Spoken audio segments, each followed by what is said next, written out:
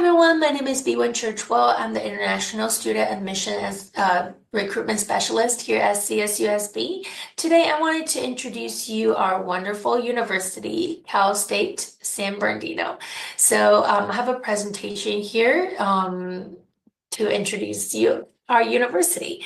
San Bernardino, we're about an hour and 30 minutes away from downtown LA, and we have total enrollment of 17,000 students, and we have more than 500 international students. Most of our international students are from India, Pakistan, China, Vietnam, and we have a lot of South American students as well. And some fun fact about San Bernardino you might not know, we have the very first McDonald's in the whole United States and the whole world. So the first McDonald's was right here in downtown San Bernardino, and the original store converted to a like a museum. Student can go in and check things out, and they have like souvenirs over there as well. But this is the very first McDonald's that ever exists. So there's a movie talking about it. It's called The Founder. And once you watch the movie, you'll see all the crazy stories about McDonald's and how this small fast food store become a worldwide fast food chain business. It's really amazing. And also another fun fact about San Bernardino is we have President Johnson, who's the 36th president of the United States. He used to work here in a hotel as a doorbell staff. So what he did was every time somebody rang the doorbell, he would go out, open the door for them, and also he operated the elevator. So in the old days, the elevator, how it works is they need someone manually close it, and then when the guest reaches the floor they wanted to go to, and this staff open the door for them. So that's how it works. He was one of those door kids over there. So this is a really, really good example of American dream, that you can achieve a lot of things. You can achieve your dream here in the United States. There's so many opportunities waiting for you. And also one cool thing about San Bernardino is we always have this National Orange Show fair in San Bernardino. In 1873, there's so much land here in Southern California, but there's not a lot of plants on it. So California government imported orange tree from Brazil to here, and the orange tree just grows so well. The orange is so tasty. Even Albert Einstein came and said, you know what, this is really awesome orange show. So we're really, really looking forward to a lot of the students to come to our campus and be able to join this orange fair. There's a lot of activities. There's fun like games, it's not just selling orange. It's not just eating orange. There's a lot of fun activities over there. And if you like hiking, if you like nature, you're at the right place. We have so many amazing views of places nearby. Big Bear Lake is right here, like that to the east of us, and there's Lake Arrowhead, Mount Baldy. There's so many beautiful natures sightseeing places nearby. And during winter, a student can go into the mountain and enjoy the skiing resort here. And we are the beginning of the Route 66, which is the original highway all the way from LA to Chicago. And you will see that San Bernardino is on this historic Route 66. It's pretty amazing. And also not mentioning, I forgot to mention about this, we have the largest Amazon facility center in the neighborhood in San Bernardino. A large Amazon facility means there's tons of job opportunities.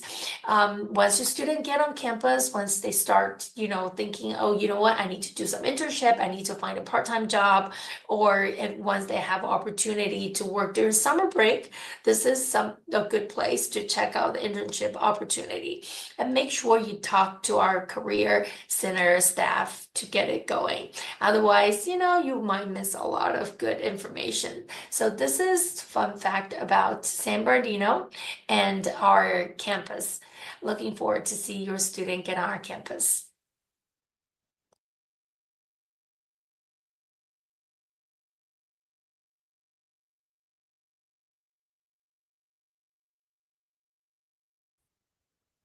Hello, my name is Bwin Churchwell. I'm International Admission and Student Recruitment Specialist here at Cal State San Bernardino.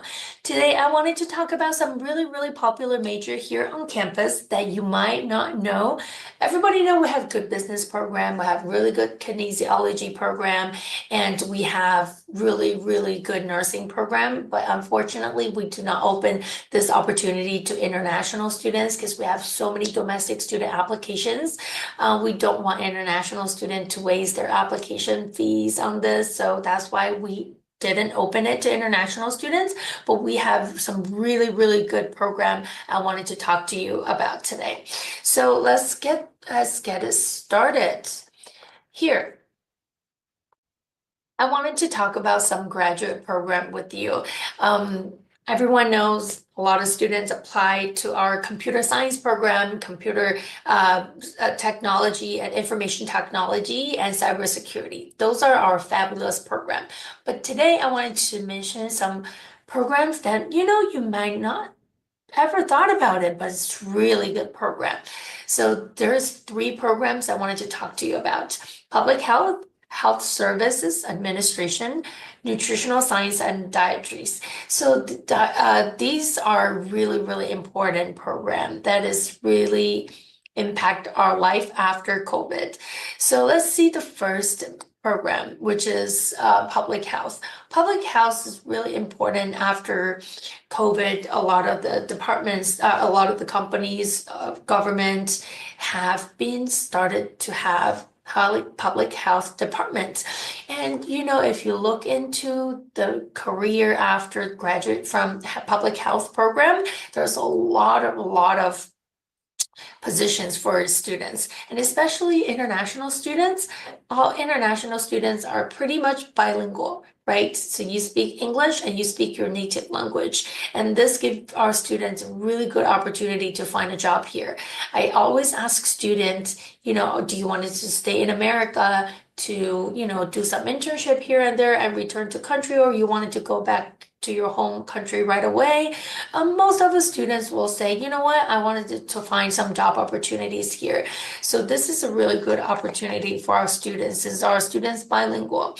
And as you can see, health educator, surgeon general, and industrial hygienist, there's a lot of job opportunity here for our students. And as you can see right here, the salary range is so different if the student have a master degree of public health. And we really wanted to provide students the most information that we have to help students find a job. So make sure you talk to your students and to see our career center career coach. It will help students a lot. And next program is health administration. This is a master degree, and the salary, you can see the beginning salary is $50,000, and the highest it can go up to is $170,000. And student will need 4 to 6 years education, which is pretty much graduate from a graduate degree. And a job outlook is wonderful. I highly recommend you to look into it.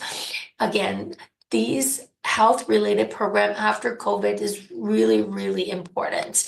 And the last one I wanted to talk about is nutritional science program. You can see our Dr. Chen. She's such a lovely lady. She's been here for many years, dedicated herself and her team to study nutrition, to provide the best food, the best tasty food as well to the crowd. And you can see on the right hand side, there's a lot of job opportunities that for students who has a nutritional science background. Is very important to eat healthy and to eat well. Okay, so these are the programs that I wanted to talk about today. These are really important graduate program that is not everybody might know about this program, but I do want to share with you guys. If you have students that are interested in these majors, please send them over.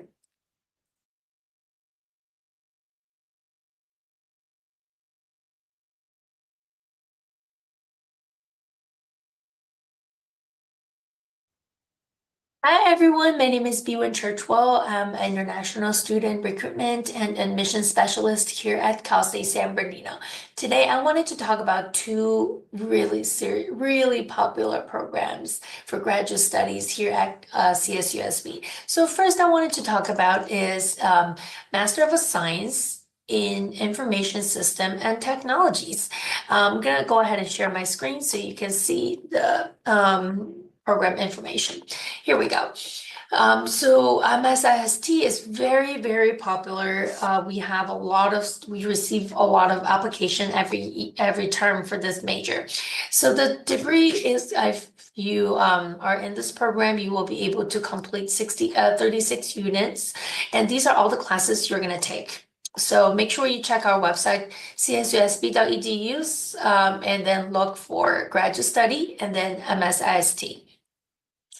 For admission, over here, we do require students that have a minimum of 2.5 GPA, but for admission, most of the students will have more than 3.0 GPA because every year we receive so many students, domestic and internationally. There's just so many good applications coming in.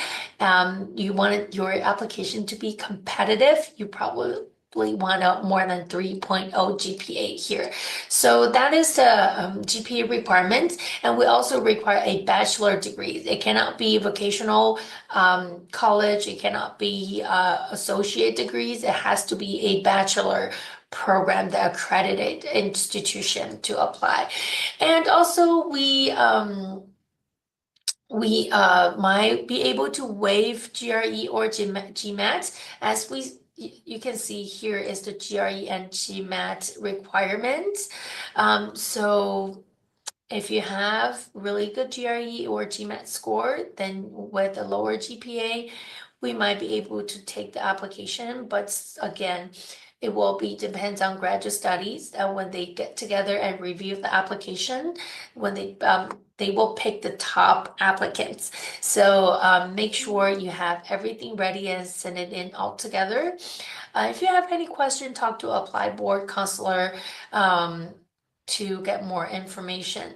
So for English requirement, we do require a TOEFL score over 79 or 80, or IELTS, and we take a lot of other examinations. We take ITAP, we take PTE, we also take Duolingo.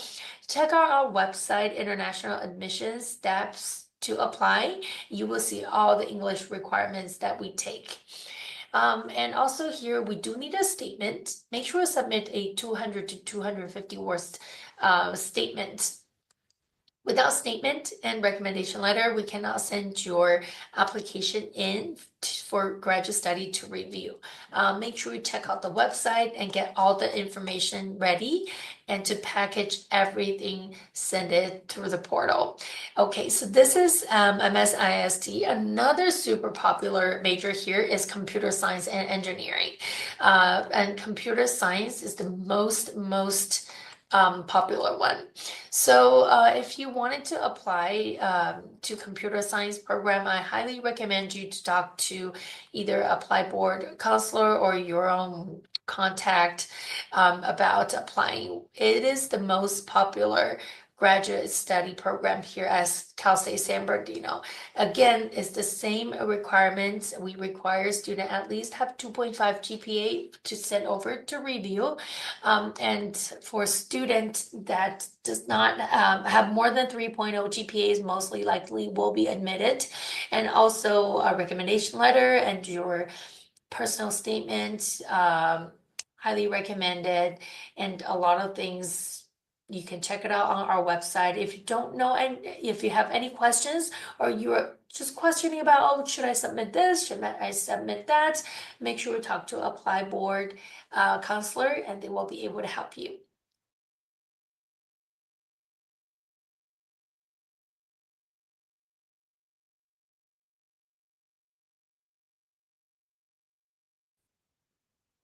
Hello, everyone. My name is Biwan Churchwell. I'm International Admissions Specialist here at Cal State San Bernardino. Thank you for watching my video today.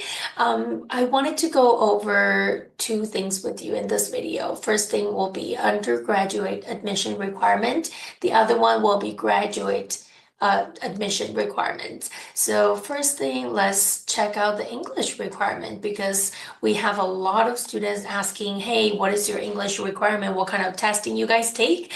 So here, if you can search international education steps to apply, CSUSB, you'll see this page, and go down. When you go down, you'll see eligible English proficiency exams.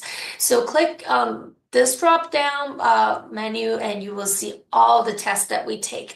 We take TOEFL, IBT, we take IELTS, we take our own language program, which is our IEP program. I'm going to talk about it in a little bit. Also SAT, ACT, Duolingo, PTE, ITAP. These are the very common ones. So these are all the English requirements that the examination we take. Again, is under international education step to apply. Then you can go down to this section here and click on this. You see everything we need. And over here on the right hand side, you'll see all how to send us your official copy. And TOEFL school code is here, and Duolingo, we have all the instructions here. Just follow it, then you will be able to send us our official report. And for our admission requirement for undergraduate, so there's a couple ways of entering our program. So first thing we wanted to talk about is direct entry. So direct entry is for student who has freshman application, has 2.5 plus GPA, and also English reached our requirements, which you can find all the requirements at the early page that I show you guys. And then the next way of entering our college is we call it pathway program. There's two different ways of entering our college in this pathway program.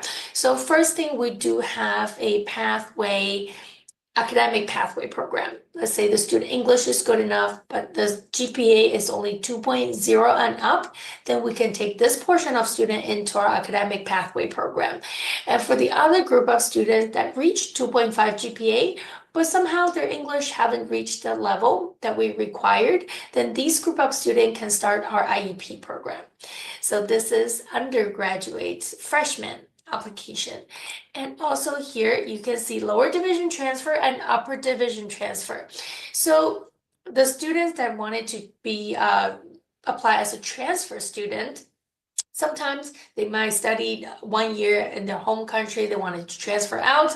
Sometimes there's community college students that finish 2 years with community college, wants to transfer over. So these group of students, we consider them transfer students.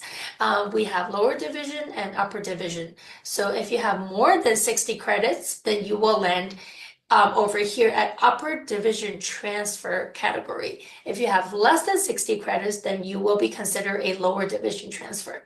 For upper division transfer student, we're looking for Golden 4 classes. If you have those, you are eligible for upper division transfer. For the lower division students, we're gonna go through your A through Gs and see if you're admissible. But as low as we take students GPA as low as 2.0. So this is undergraduate admission. Now let's look at graduate admission. It's actually very different each major, but the lowest GPA we can take is 2.5. So if you have 2.5 GPA and up, and your English reach the English level we required, again, each major is different. I highly recommend you to talk to a counselor, get on our website and dig through all the information you need to dig through, and then you will get a lot of information out of it. But I do highly recommend you to talk to a counselor or talk to me about it. So GPA requirement, we take as low as 2.5. If it's below 2.5, we have hard time push those application through, because how it works is once we receive International Admission Office receive the application, we'll package it. If it's over 2.5, we send it to graduate study for review. The student that have less than 2.5, we have hard time pushing these application through. But if you have any special cases, please don't hesitate to reach out to me or apply board counselor. Well, that's all for this video.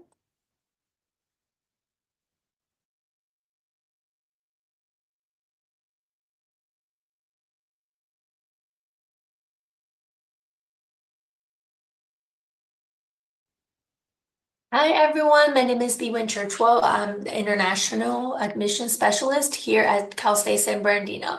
Today I wanted to talk about our housing and dining with you. Let's start with dining. So everybody needs to eat every day, so it's really important that you know what you're eating here on campus.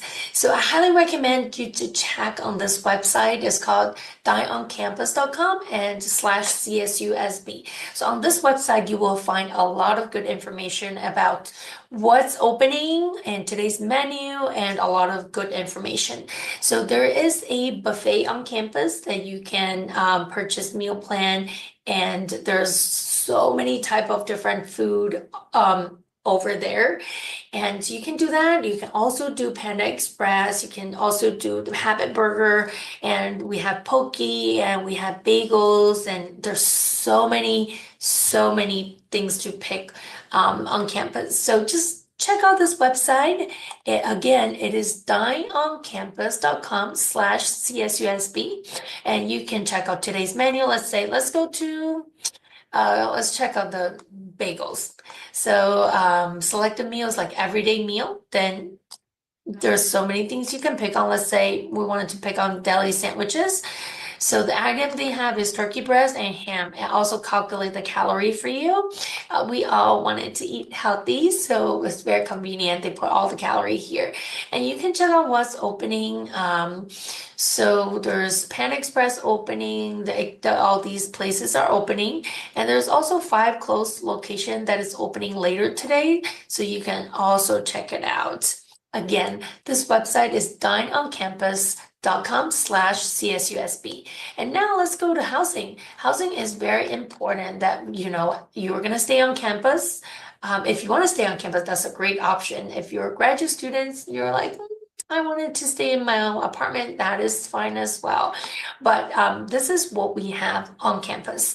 This is Arrowhead Village, is one of our really nice newer student dorm. You can pick from 4 bedrooms and 2 bedroom or studio.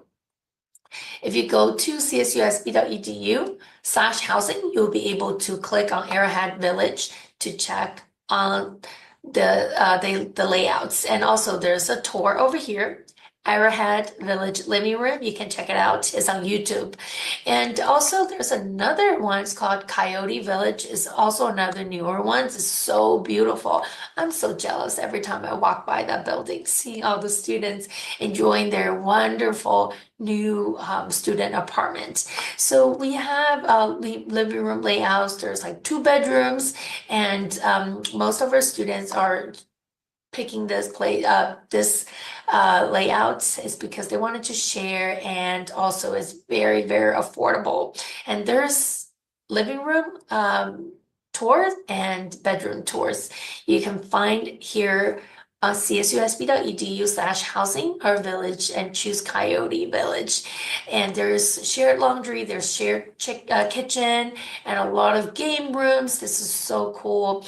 And a multi-purposes room. You can do your group study, you can do your project here, and you will meet a lot of new friends. Believe it or not, it's a really nice place. I Again, I'm really, really jealous. This is such a nice place. You won't regret it. And this is the last one we have. It's also a newer building. It's called University Village. And here at University Village, it's mostly good apartments. See, there's 4-bedroom apartments and 2-bedroom apartments, depends on your needs. So make sure you check out the tour as well over here. Again, the website is csusb.edu/housing our village and choose University Village. It's really nice. You won't regret it. So make sure to check it out. All right, that's it for today.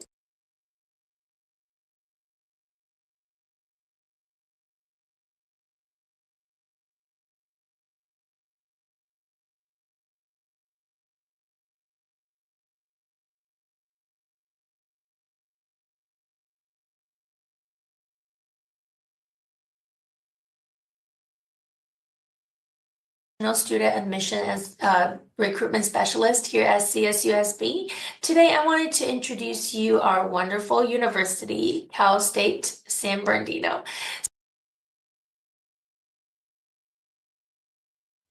Welcome. My name is Josiah Marr. I'm the Director of International Students at the Fredericton Christian Academy.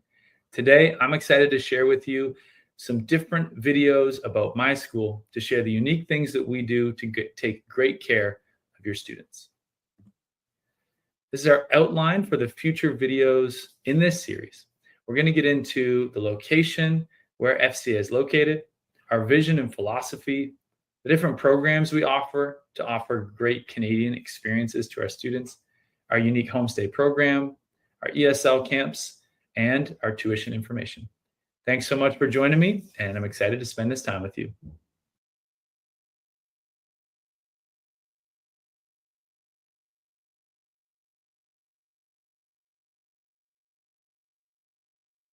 In this video, we will learn about where FCA is located.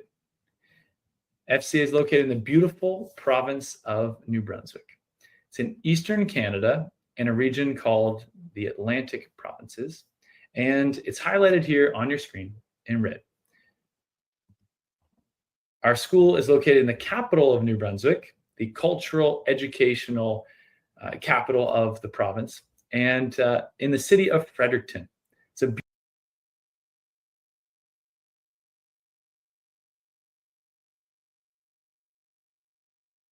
beautiful area, very safe location that has so many things to offer, from culinary experiences to international community to music festivals and arts and sporting experiences that are just wonderful for students and families alike.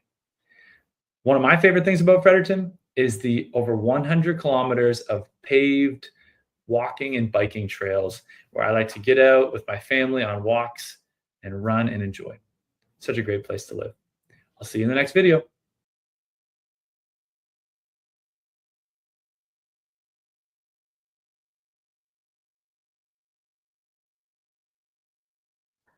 In this video, we will learn about FCA's vision and philosophy. Let's start with the vision. FCA wants to exceed and enrich the educational experiences of every individual student. Students are individuals. Whether you're a parent with your own kids, knowing their differences, or just having experienced other youth in your life, it's so true that every kid has their own skills and interests. We recognize that, and we want to foster those interests and help students to grow. But how do we do it? That brings us to our philosophy. Our philosophy is to challenge students to grow in many ways, and we challenge them to grow in their knowledge, skill, character, leadership, and courage. These things are a process, each one of them, and our wonderful teachers guide and walk alongside our students on their journey to make an impact on the world. I'll see you in the next video.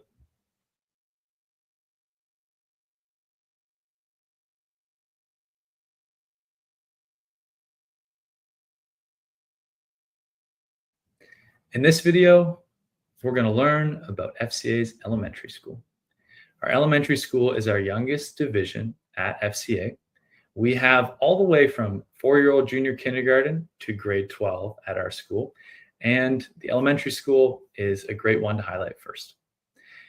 As I mentioned, elementary starts in junior kindergarten and it goes until grade 5. In elementary, our teachers are wonderful and they're building a solid academic foundation of literacy, numeracy, and science skills. There's lots of focus on these subjects and many more, such as music, art, French, physical education, and social studies. Great opportunities for learning, meaningful mentorship that happen from these intentional teachers that care for our students. Thanks for joining me for this one. Looking forward to seeing you in the next video.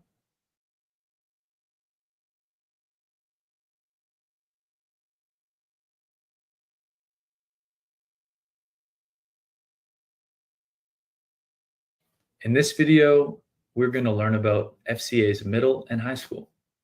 Our middle school starts in grade 6 and goes to grade 8. Our students are building on that elementary academic foundation with even more learning and growing in their unique ways to meet their needs in middle school. Our high school starts in grade 9 and goes all the way to grade 12.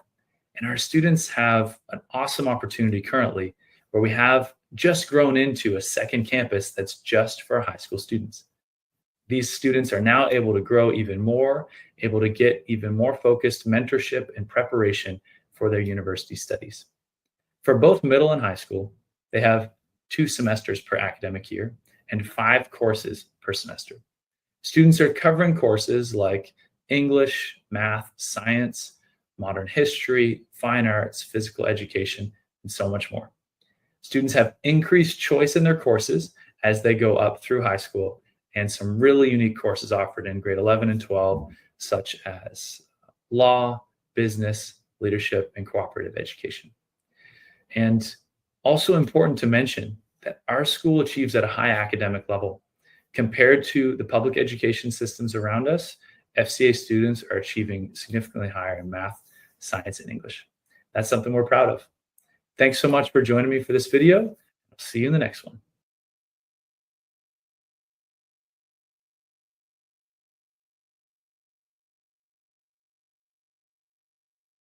In this video, we will learn about FCA's ESL program. FCA accepts students of all English proficiencies and levels. When students arrive to us, we test their English and we help them to understand where they are and where we're going to help them to get. We have leveled ESL courses based on English proficiency with trained ESL teachers that care for our students, that have safe environments for them to try and learn and grow in their comfort level and in their skill in using English. These ESL courses are culturally diverse. I think it's super important for our students to see their cultures, be they from Europe, Asia, North America, South America, and anywhere in the world. It's super important for our students to go, oh, I recognize my culture, or I can see places that I've been to and things that I know about that I can then share with my class. And we report students' ESL progress often to parents each quarter in order to give them updates and encourage the students on the way. Thanks for joining me for this video. I'll see you in the next one.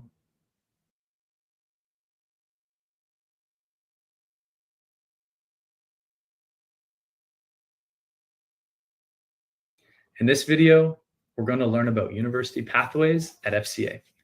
This is a topic that I'm really excited about because I love to work with our families and our students about what they want to do in the future, about how to reach their goals, and to work case by case with them. Let's start with cooperative education. This is a program that we offer at FCA in the second semester of grade 12, where students are able to take 3 out of 5 of their courses and do an internship in our area. What a cool experience for students to be able to go into law offices, healthcare providers, maybe businesses in the area, and learn from them, to be mentored by professionals with experience, and to see themselves trying this experience out to say, is this for me? Maybe I want to do this or something else. Career guidance is offered to our students in a variety of places in high school. We will work on student aptitudes, personality tests, and whatnot, and then help them to get experience with different fields and different domains with visits from professionals.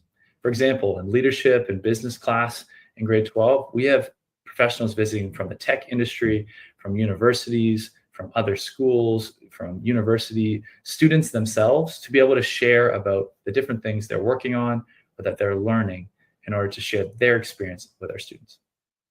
Finally, university advising.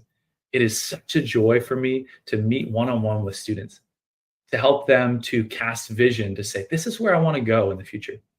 Then we work backwards, helping students to say, this is what I want to do. This is the university program that might help me get there.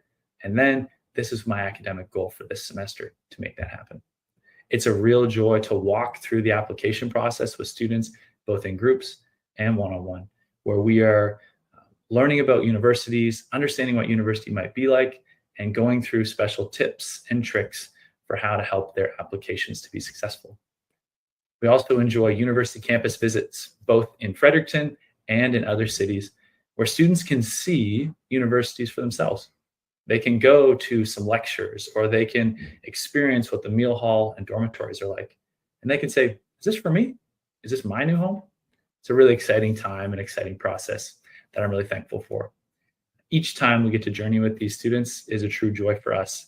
And we love to hear from families and from the students at graduation, at the end of the year, their stories of success and how thankful they are for the processes that we go through to prepare their kids for university.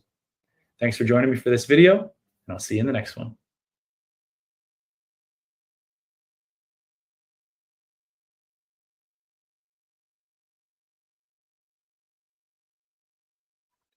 In this video, we will learn about university acceptance at FCA.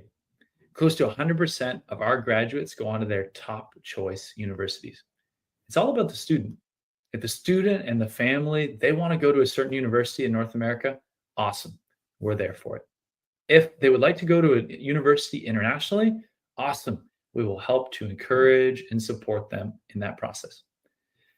Our 2024 international program graduates, there were 10 of them, and they had 8 acceptances to the top 10 universities in Canada. 2 went to the University of Toronto. Others are accepted to the University of Alberta, McMaster, University of Ottawa, University of Western Ontario. This is something that brings us great joy to see dreams realized and to see our students off to the next phases of their academic life. Thanks for joining me for this video, and I'll see you in the next one.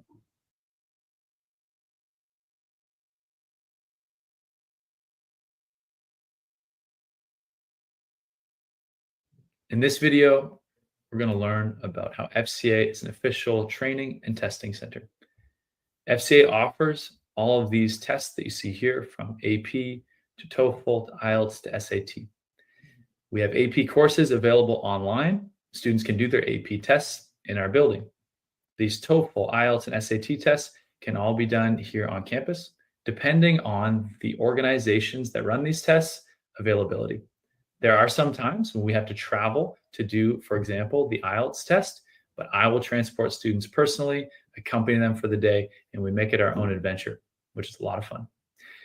The SAT test is offered numerous times per year on our campus. And there's nothing better than a student being able to do a test in a classroom they're comfortable with. That's why we do it. We want to make sure we can do what's best for our students. Thanks for joining me for this video, and I'll see you in the next one.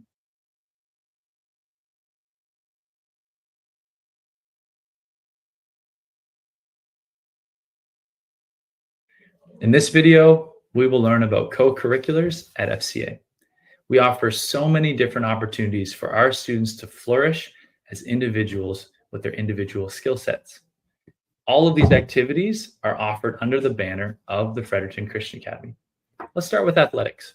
We have 3 sports seasons at FCA. Season 1, we offer soccer and baseball. Season 2, basketball and hockey.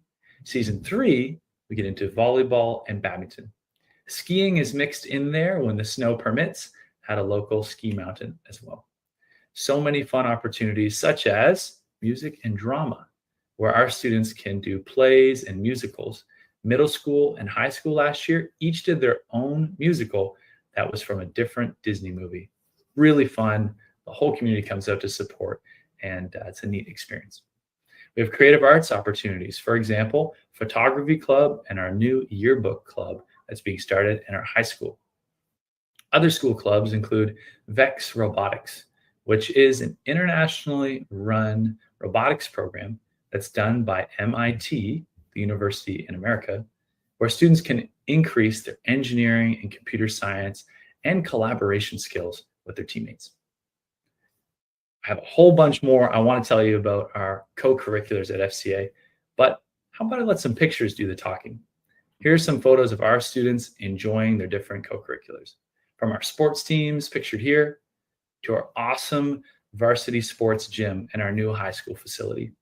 We have lots of space and infrastructure for our basketball and volleyball teams, for tournaments, and great athletic opportunities to happen at FCA. Other experiences like skiing, music, and performing arts.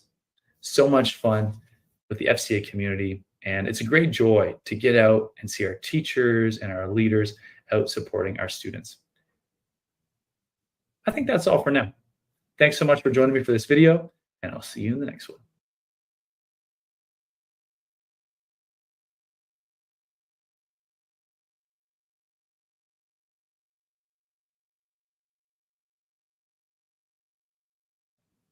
In this video, we will learn about experiential learning at FCA. One of the ways that we extend student learning at FCA is through our high school trip. High school students can sign up to go on an adventure with a few of the high school teachers, and we've done a variety of the adventures pictured here in the last few years. For example, 2 years ago, I had the joy of going to New York City with our group. Last year, they went to Toronto, and if you can keep a secret, no, really, can you keep a secret? They're going to go this year to Ottawa and Montreal and Quebec City. They're going to have so much fun adventuring and experiencing these places. Here's some things we do on these trips. We'll do the historical sites and the museums. We'll experience the food and the culture. We'll also do some professional sports games if they're on and available in those areas. So much fun seeing the sights and experiencing the world together. Thanks for joining me for this video, and I'll see you in the next one.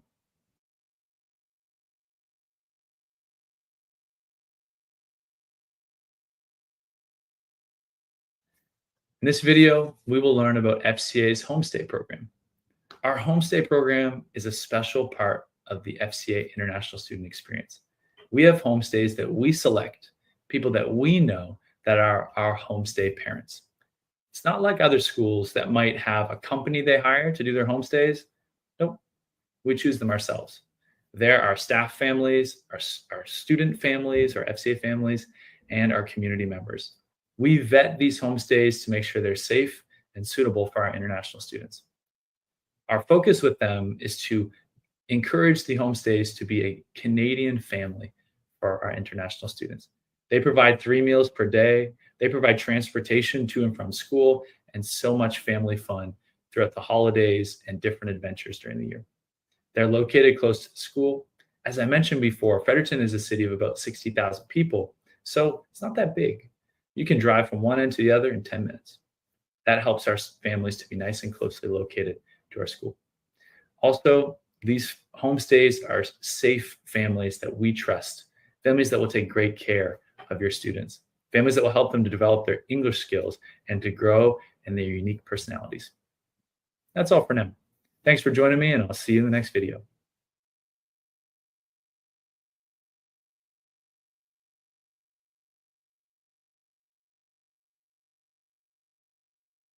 In this video, we will learn about ESL camps at FCA. We offer fun and exciting summer and winter ESL camps for students aged 11 to 19. Let's start with summer camps. Summer camps are a 2 or 3 week experience where students come to learn intensive English second language skills while also adventuring around New Brunswick. As you can imagine, during the summer, we're on our summer break here at FCA, so our local student classes aren't meeting. But ESL students get to have a wonderful experience with more space in our facilities and have greater attention from our teachers even. They're going to come and in the morning do English second language learning from our teachers. In the afternoons, they're going to adventure. We're going to go to museums, outdoor activities, sporting games, even go whale watching and other specific Atlantic Canadian adventures. For winter camp, students are often coming for a longer time, 1 or 2 months. And when they come, they're immersed in FCA. Our classes are on, all of our students are around, and our students get the chance to be in those classes, to make those Canadian friends, and to experience what FCA is like for themselves. It's a great opportunity for them to stay with homestays, to get to grow and know a Canadian family, and then for them to experience the normal activities that FCA offers. For example, they might go watch sports games or the school play, or just enjoy those friendships that they've made and enjoying Canada and Atlantic Canada in a lovely winter season. Here's some photos of our ESL camps from the last few years. Some summer camp photos. We have groups that will join us from Brazil, China, and Korea as well. And we're always looking for more awesome students to be able to bring in, to be able to enjoy these experiences.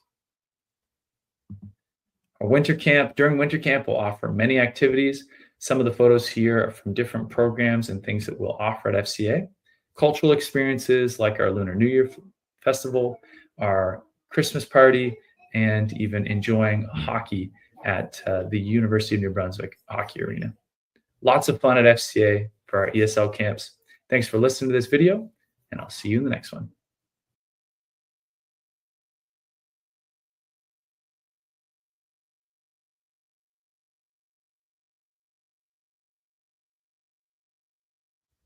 In this video, we will learn about why your students should attend FCA. First of all, it starts with the staff. Our teachers and staff are wonderful people who are qualified, who do their jobs as professionals, educators, and mentorers of young people with high degrees of skill and ownership. From there, it's important to understand that we truly support and care for your students as individuals, that these students will be in a community that really cares for them, that is used to having international students, has had international students here for decades, and that has great joy in welcoming students, helping them to grow, flourish, and meet their goals. Some more keys about FCA are that we are a diverse Canadian school. We have an international program that is vibrant and really brings a lot of value for international students, but we only have about a 10% international student population. 90% of our students are local Canadian students. That means that your students will come and receive an immersed English experience. They'll have an immersed Canadian experience and truly feel like they're in Canada, enjoying and experiencing it for themselves. From there, we have small class sizes from 20 to 24 students, where our teachers are able to give great attention to the learning of your students. And finally, our grad classes, meaning our grade 12 graduates from our school, they receive significant scholarships because they have worked so hard and been mentored so well that they're recognized by the universities they apply to and often given significant scholarships. Last year, for example, and many years before that, our students are given over $100,000 per year. Thanks for listening to this video, and we'll see you in the next one.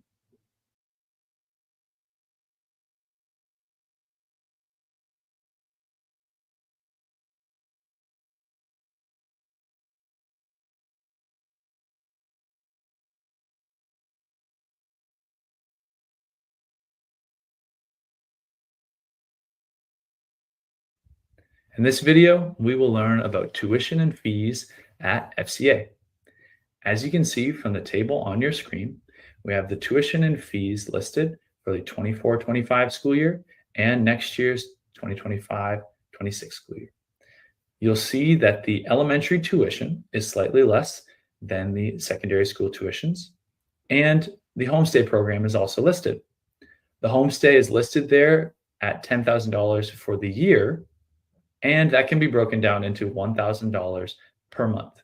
So if a student is staying for one semester, for example, they will do $1,000 times the 5 months that they're staying. Of course, scholarships are offered for students who are families who have multiple students. The second child and the third child will receive some scholarship for that. Thanks so much for your time, and I'll see you in the next video.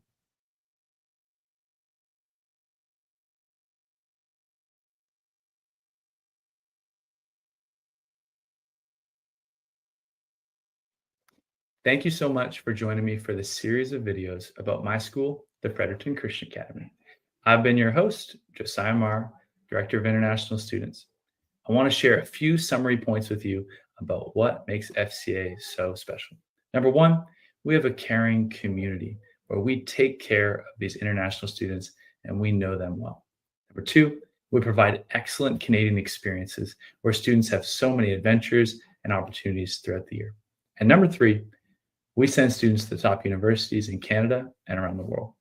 If you'd like to find out more about our school, you can check out our website and our Instagram and Facebook pages. Thanks so much for joining me for your time today, and I look forward to welcoming your students at FCA soon. I appreciate you. Goodbye.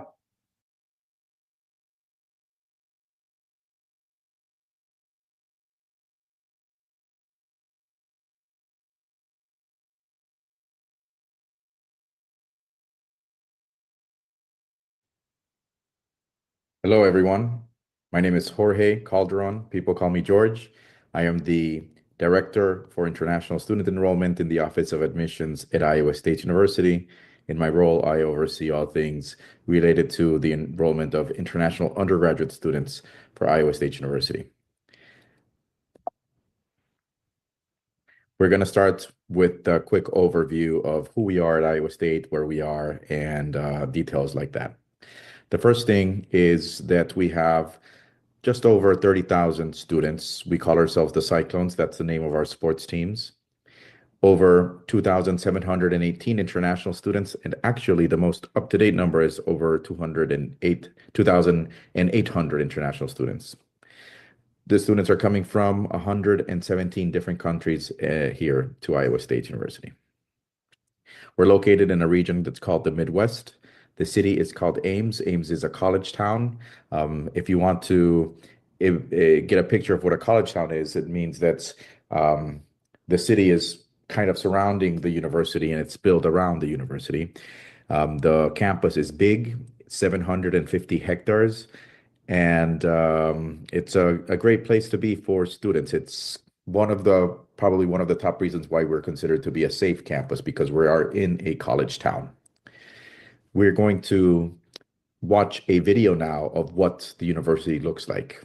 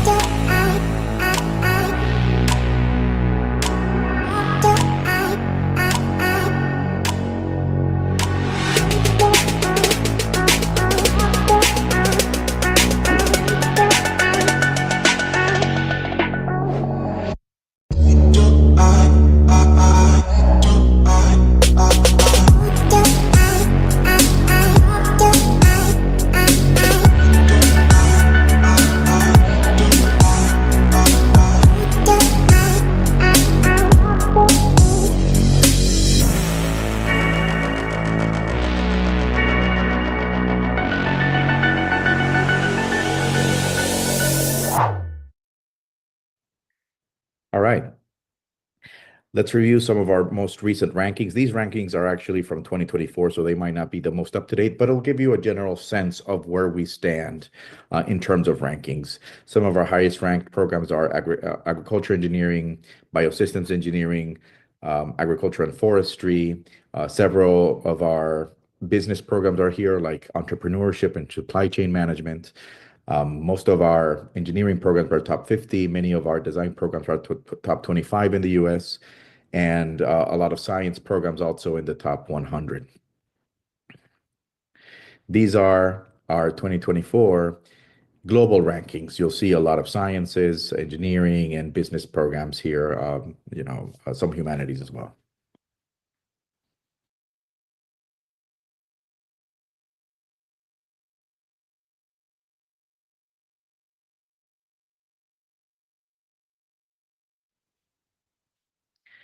Iowa State is an R1 university. So let's talk about this a little bit and what it means to international students. There are more than 4,000 institutions of higher education in the US. above 300 of those institutions are research universities, and only about 135 are called R1, high research output universities. All of the famous universities that you've heard of in the past, like Harvard, Yale, Stanford, MIT, Caltech, NYU, Iowa State University, these are all R1 research universities. And it means that, there's research conducted related to every discipline of study. A lot of it, and maybe most of it, is interdisciplinary research. And to undergraduate students, what that means is that there is potentially a lot of undergraduate research opportunities as well. We're going to watch a video of what undergraduate research looks like at Iowa State, and also we're going to hear from one of our research institutes, the Nanovaccine Institute, just to get a sense of the type of research that we're conducting on campus in that specific area. We offer a lot of opportunities for research at Iowa State, and that's one thing that I just really encourage students to do, is start to learn about what kind of research the different professors are doing, and then reach out to those professors. Research will bring them very early on. People who are fresh from high school doing research, solving that problem, that student will learn something that no one will ever take away from them, and no textbook will ever teach them. Iowa State is known as a R1 institution, which means research is a huge pillar in our foundation as a university. We're working really hard to build collaborative relationships with industry. So how can we do research for some of those top manufacturing companies?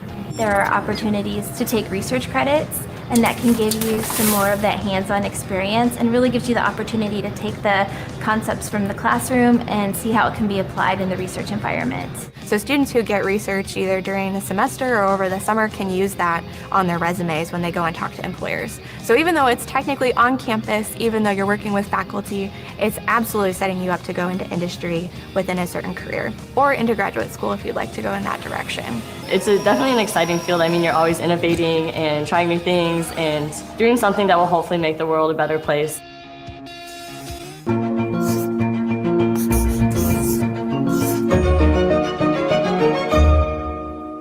What's 1,000 times smaller than the period at the end of a sentence and could revolutionize healthcare as we know it? A nanovaccine particle.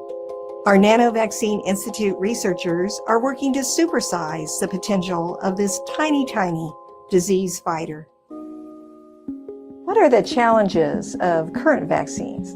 Current vaccines need to be administered in multiple doses. They need to be administered with needles. They are not very effective against variants, and they need to be stored at very cold temperatures. A nanovaccine has two components. There is a nanoparticle, which is a particle that is about a billionth of a meter, and then what goes into that particle is something that is specific to the pathogen of interest. We can make our vaccines room temperature stable for periods of up to 3 years. So that is a game-changing advantage of these nanovaccines. Our goal is for these to be delivered using an inhaler. Tell me a little more about your team, about the Nanovaccine Institute that is here at Iowa State University. The Nanovaccine Institute is a multi-institutional consortium of 80 plus researchers who come from 25 different institutions, all of which are working together with Iowa State, preparing for these types of challenges that the pandemic has posed. A future where vaccines can be delivered to your home, where when that next pandemic rolls around, you just get to your door, you pick up the vaccine, you take a sniff of it, and in a week you go back to work. That's the kind of transformative response that this technology can provide. The most important thing I learned from my mentors was to work on problems that matter to people. And that has been a big driving force and a mantra for everything that we've done in our lab. It is this that makes me excited about waking up in the morning and come to work every day.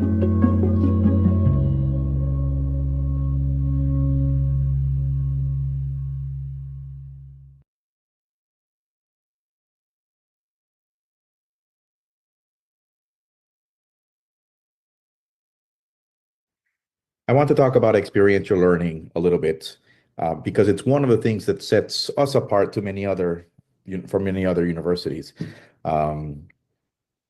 Experiential learning, hands-on learning, learning by doing, really focusing on these opportunities outside of the classroom. So not necessarily related to what you're studying, but in many other shapes and forms through programming and opportunities offered by the university. One of these is the Student Innovation Center at Iowa State.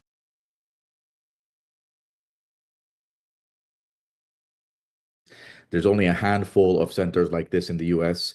It's full of maker spaces. Students come in and they can work in glass work or metal or woodwork, heavy light metals, and 3D printers and all sorts of different equipment available to students. This is an $85 million facility that opened in 2020 at Iowa State.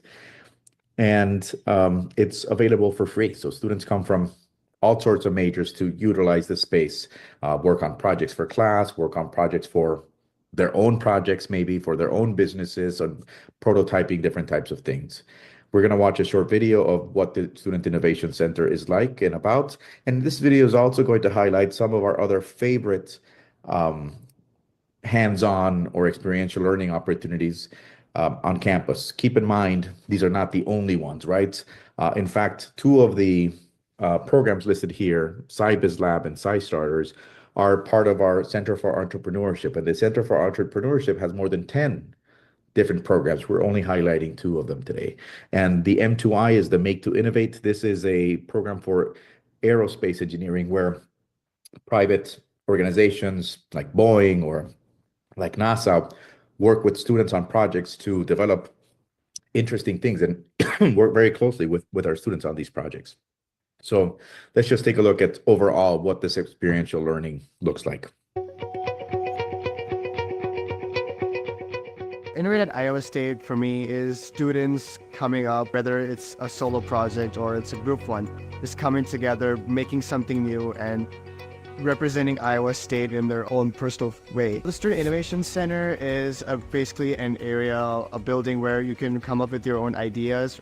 It could be regarding anything, a project, or just an innovation that you have in mind, and this is the place where you can make your ideas real. The one great thing about the Student Innovation Center is that it's welcome to everyone and it's totally free. All the machines and everything, the resources in the Innovation Center is like a preview of how the industry could actually be. The Make to Innovate program here at Iowa State really promotes the application learning and experiential learning in engineering in general.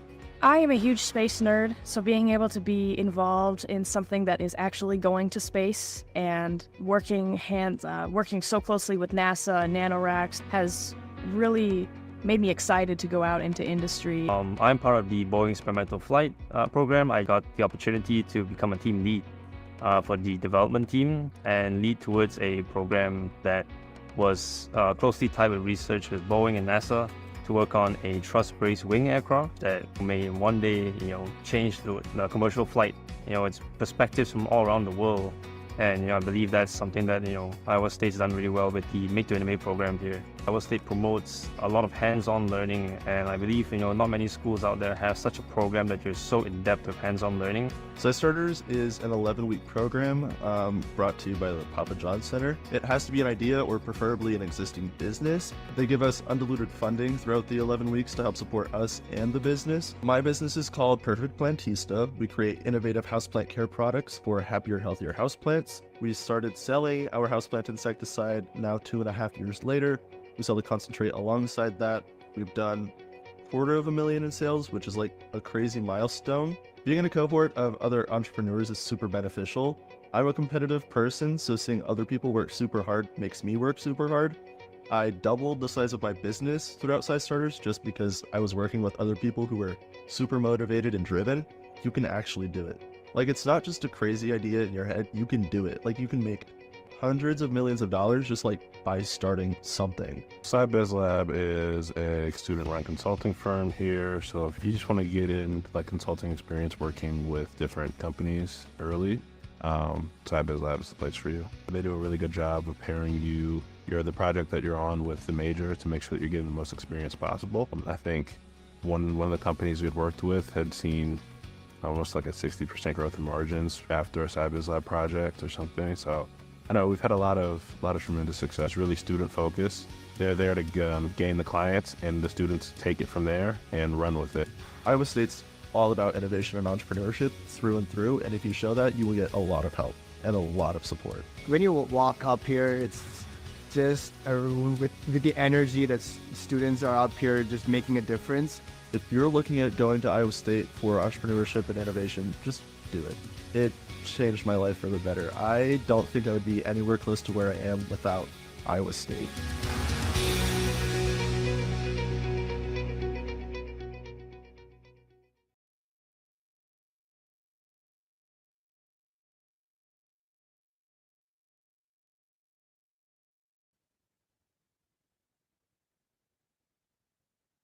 All right. Something else that sets us apart big time is actually the number of student clubs that are available to our students.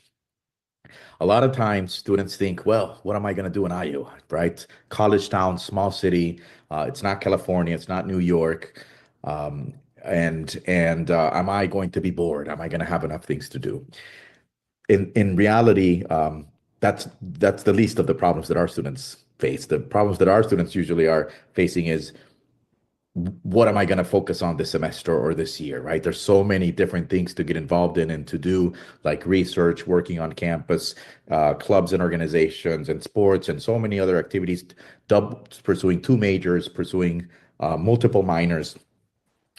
Right now, we're going to focus on the clubs and organizations. I've run into many universities that I travel with throughout my career who talk about the clubs and that they offer to students. And usually I hear 200, 300, maybe 400 clubs. We might be one of the institutions that offers the largest or close to the largest numbers of clubs to students. More than 800 clubs and organizations offer on our campus. So everything from rock climbing, skydiving, to rockets and Formula cars, Baja cars, solar cars, electric cars, hackathons and game design and gaming and Quidditch and everything in sports and sciences and business consulting and competitions and pitches and you name it, we have it. So let's just watch a quick overview of what all these clubs look like at Iowa State University and what type of opportunities that represents to students.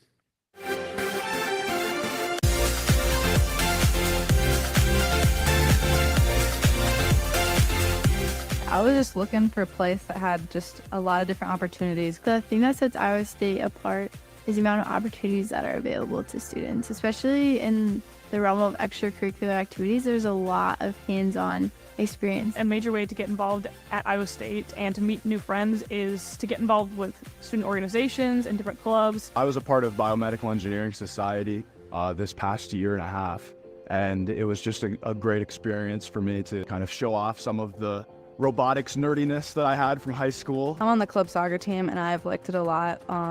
In November, we actually traveled to Texas. I joined a couple of my favorite clubs my first semester and really enjoyed them right off the bat. I went on a spring break trip and where I got to just meet 40 different kids from different countries, different states, and just totally different backgrounds that I was just so incredibly grateful to have met. Club Fest was crazy in the best of ways. There were like 200 or 300 clubs packed into the Memorial Union. Lots of free food, pizza even. There was a spin the wheel, get a free slice of pizza. I didn't win a pizza, but I did get a free t-shirt, so that was really awesome. There's so many things to get involved with. It can almost be a lot to think about, but narrow down your list, find some clubs that you're interested in, academic and non-academic, and yeah, just hit the ground running, meet people, and just embrace the experience. Recreation services is actually awesome. There's really everything that you could ever need. Intramurals at Iowa State revolve around, just having a good time in one of those sports, whether that's soccer, volleyball, or anything like that, where you just get to compete with a group of your friends and perhaps win a fancy intramural champions t-shirt. Being a Cyclone to me means being part of a community that feels like family, whether you're involved in clubs, organizations, Greek life, even just cheering on the Cyclones at sports events. I attended my first football game this fall. It was super cold, but it was a ton of fun. The energy is unmatched at Iowa State.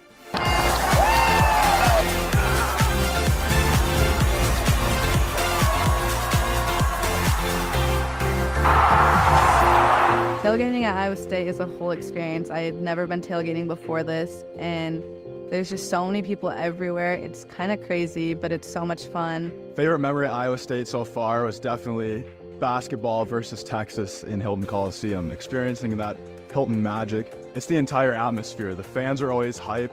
It's just always a great pleasure of being an Iowa State student. All the different opportunities, just how welcoming it is to everyone and how everyone can fit in. Get involved, meet new people, have some really great experiences that you never thought you'd have, and just create a really awesome journey along the way.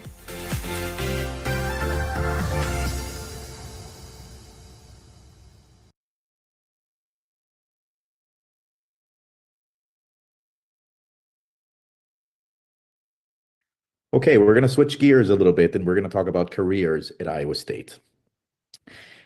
When we talk about careers, we talk about a little more than just the placement of students in jobs. We talk about internships, we talk about co-ops, we talk about opportunities for working on campus as well. Let's start there, from working on campus. Most institutions offer jobs to students that are along the lines of jobs at the cafeteria or as an RA in the residence halls, or bookstore, library, maybe tutor, maybe office assistant, right? But we employ more than 10,000 undergraduate students every year. That's a big, big number. This means that we are employing students in more than just the typical jobs that are offered through universities. We have students working in software systems, marketing, graphic design, videography, accounting, finance. Students get paid for undergraduate research, or they could be doing research for credit. We have students working in engineering labs and so many different things across the university. And this is not just an opportunity to make some money. It is also an opportunity to start building that profile, right? What is your resume, or what is the student's resume going to say when they graduate from university? Is it just going to say this major with this GPA, or is it going to show work on campus and internships and 2 majors and minors and research and different things like that? Another opportunity available to students on campus, or actually right next to campus, is our research park. We have the Iowa State University Research Park that's home to more than 100 private companies, and these companies are companies that are usually developing new solutions, new products, new systems, and they want to be connected to the research that we do at the university. And many of our students have opportunities to do internships or CPT on campus with a private company at the research park. Something else that I'll focus on is that our placement rate for international undergraduate students is 95% across the board, across all majors. We're going to watch a video and we're going to hear about some students talk about internships, about the research park, about working on campus, or about some of our career fairs. When we talk about career fairs, it's important to highlight that 2 of our career fairs are the biggest in the country. Our agriculture career fair is the biggest in the US, and our indoor engineering career fair is also the biggest in the United States. That engineering career fair is 2 weeks long in the spring and 2 weeks long in the fall, and it brings more than 500 companies to campus. This is a list of our top employers. A lot of the companies here, you know, and you've heard of before. A top employer at Iowa State means these are the companies that hire the biggest numbers of our graduates, not necessarily the most famous ones, although they are very recognizable companies, as you can see. I'll highlight one of those, Collins Aerospace. Collins Aerospace is our top 2 employer, 1 or 2 every year. This past year was our top employer number 2. This is a very big company, more than 80,000 employees worldwide. The only university where they have actual facilities is Iowa State University. So they have facilities on campus. Our students get to do internships or sometimes even work when they graduate at the Collins Aerospace site on campus.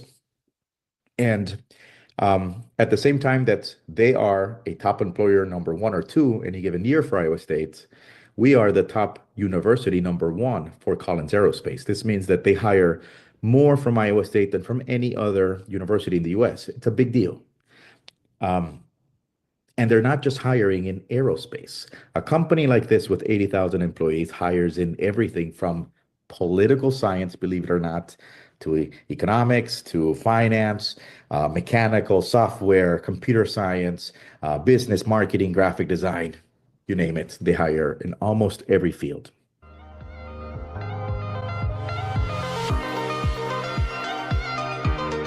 My name is Kirsten, and I'm a senior at Iowa State majoring in agricultural studies, and I'm a sales intern for Sukup Manufacturing. My name is Tatum. I'm a senior at Iowa State, and my role here at Sukup is quality engineer intern. My name is Lucas. I'm a computer science major from Brazil. My name is Ron. I'm originally from Malaysia, and I'm a software engineer at Collins Aerospace, and then I just graduated recently from Iowa State. I got here in August, and then 1 month later, there were some career fairs specific to certain areas. Basically, hundreds of companies gathered to talk to students and show job opportunities. Talking to the employers at the career fair was not as scary as I thought it would be. Many of them were around my age, a little bit older, and they were really chill. They were really conversational. When I first walked into the career services office, it was for them to take a look at my resume, and the staff was really helpful. Having a platform like SciHire where I could look up for jobs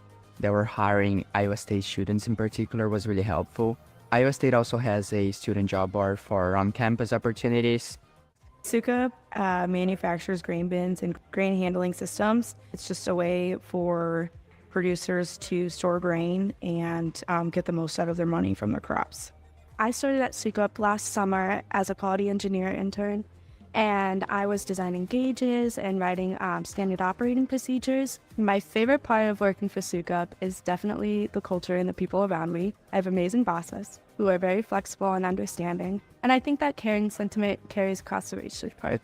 The research park is not far off of campus, and so it's an easy commute being a student. Being able to work for a company that is flexible and makes sure that you put your education first is very valuable and important to me. So as a software engineer at Collins, what I do is to help develop the flight computer in the cockpit. Everything and anything that has to do with an aircraft, we do it. So from the airplane's landing gear to the cockpit to the oxygen to the bathroom, so everything plane related. I decided on Iowa State because it is known as a really good engineering school amongst a lot of Malaysians, so that's why I picked Iowa State. So I went to the career fair, connected with Collins, and then after a couple of interviews to figure out details and what would be the best fit for me as an international student with the company, I ended up getting hired on the spot. So the things that I learned in school really connected well with the things that I was doing as a co-op with Collins Aerospace.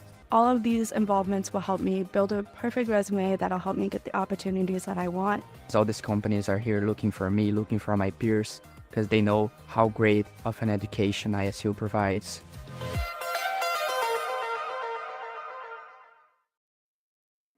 I had applied to Boeing a few times for the internship, so I kind of knew about it.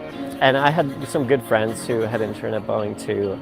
The opportunity came up my final semester. Once again, Boeing was at Iowa State recruiting, so gave it another shot, and obviously it finally worked out. Just the other day at work, we came out with our very first Iowa State newsletter within Boeing. So it's sort of the Boeing employees who have a relationship with Iowa State. I did 2 internships with Microsoft before graduating, and so by the time I graduated, I already had my full-time offer signed. I was ready to go.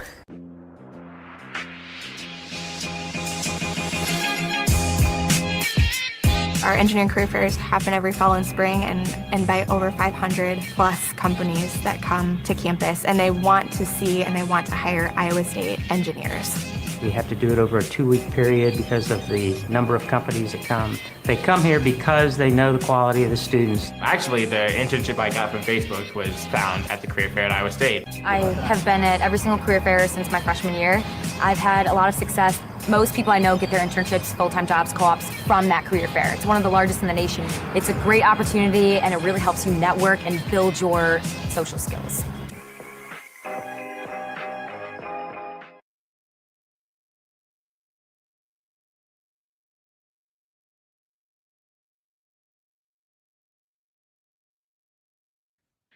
When it comes to housing and dining options, Iowa State has a wide variety of options.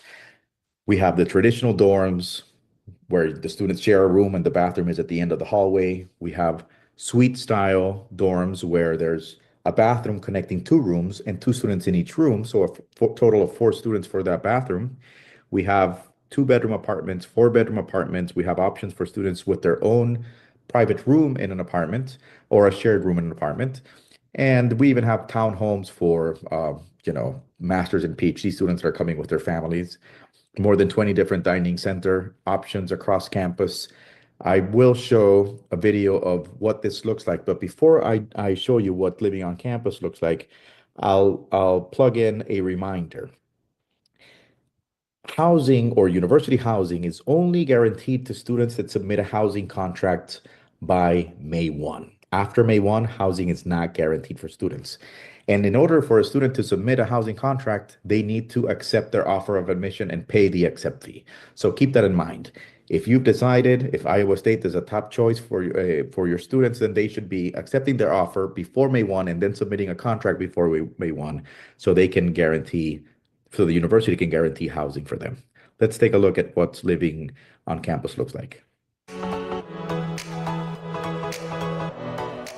First time moving out, very scared. The only person I knew here was my roommate because he was also from Texas. Once we got all settled, within the first 2 hours, I met some of my greatest friends that I have here on campus. My first year here at Iowa State, I lived in Joffrey Hall. I live in Larch, which is on the east side of campus. I really love Joffrey Hall.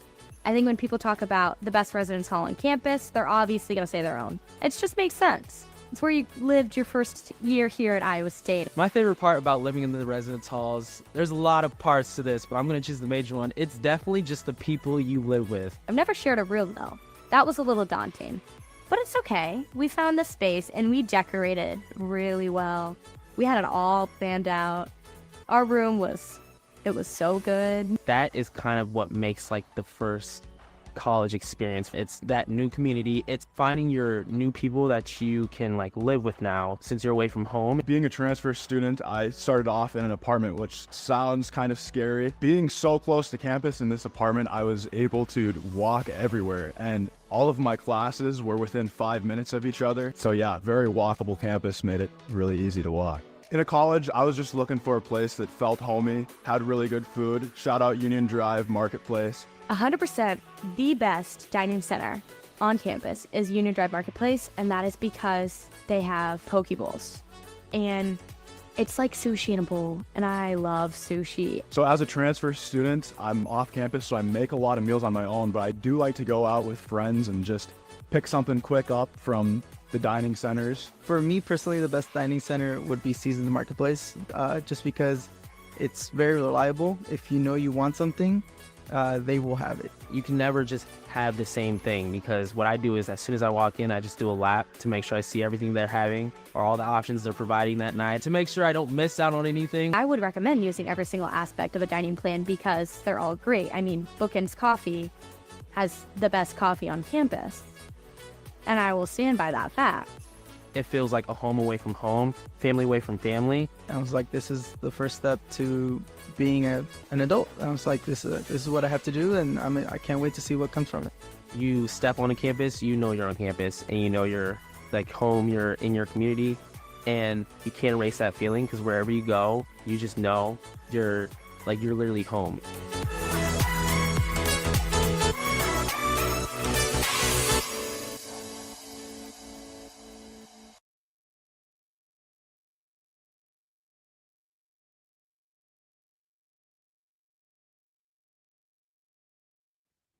All right, this is a list of our undergraduate majors, a wide variety, a lot of STEM majors. One of our most recent or newest majors is game design. And as many of you and your students know, at a large research university like Iowa State, students can usually pursue 2 majors. They double major, and they usually pay for one. I will briefly explain how this works. When the university sends the student the bill for the semester, the bill is for 12 credits, and that's 4 classes. The university will never send a bill for more than 12 credits to the students, but our students are not just taking 12 credits. They're taking 15, 18.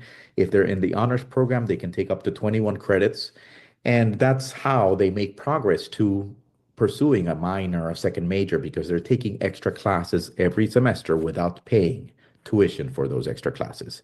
I've met students that are pursuing a double major in computer science and music, psychology and fashion design, architecture and entrepreneurship. Two of our hottest double majors are entrepreneurship and data science. And one of our hottest minors is actually AI. We have students from all corners of campus pursuing a minor in AI. So studying maybe biology or even history or education with a minor in AI. These are our admission requirements. We need to see a 3.0 GPA. We do not need a degree evaluation from a third party. The students send us their results and our office converts their results to GPA scale here in the US. We also need to see that between grades 9 and 12, the students have completed 4 years of native language or English. So it's not just native language, it's native language or English, 3 years of math, 3 years of science, 2 years of social studies.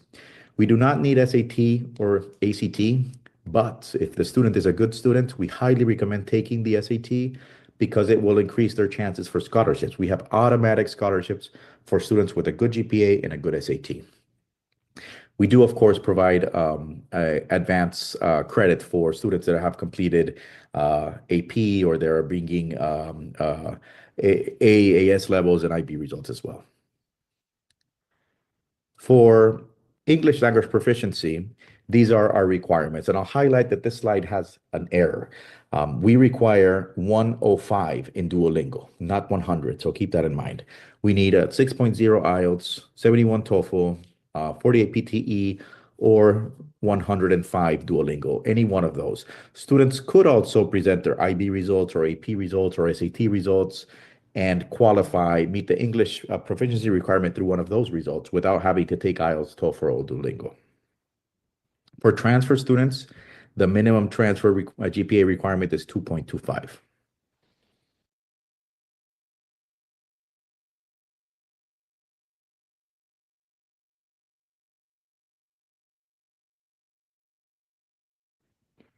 Let's talk a little bit about cost and fees and scholarships now. This is a map of the United States, and it shows the cost of living index. The average cost of living in the US, the index is 100. So any city here that you see that is under 100 is considered to be a more affordable cost of living. And anything over 100 is considered to be more expensive. And you'll see that Ames, or the cost of living in Ames, is well below the national average. On the left side of the screen, you'll see our estimated cost of attendance for this year to be just over $47,000 per year. It includes everything from tuition fees, housing and food, insurance, personal expenses, books, etc. The personal expenses, we estimate nearly $300 a month for the students' phone bills and recreation activities, such as going out with their friends to the movies and so forth. Our purpose is to give the families a complete idea of what the total cost is going to be. Of course, housing and food, this is an estimate based on the most affordable option in housing, which is a dorm, and on the most affordable meal plan. But it could be more expensive if the student wants bigger, more private housing accommodations, or a bigger, more robust meal plan as well. On the right side of the screen, we will highlight two of the largest scholarship opportunities for international undergraduate students. One of them, the first one here, is the Excellence Award. This is an automatic scholarship that requires SAT. The higher the GPA, the lower the SAT could be, or the lower that GPA, the higher the SAT needs to be.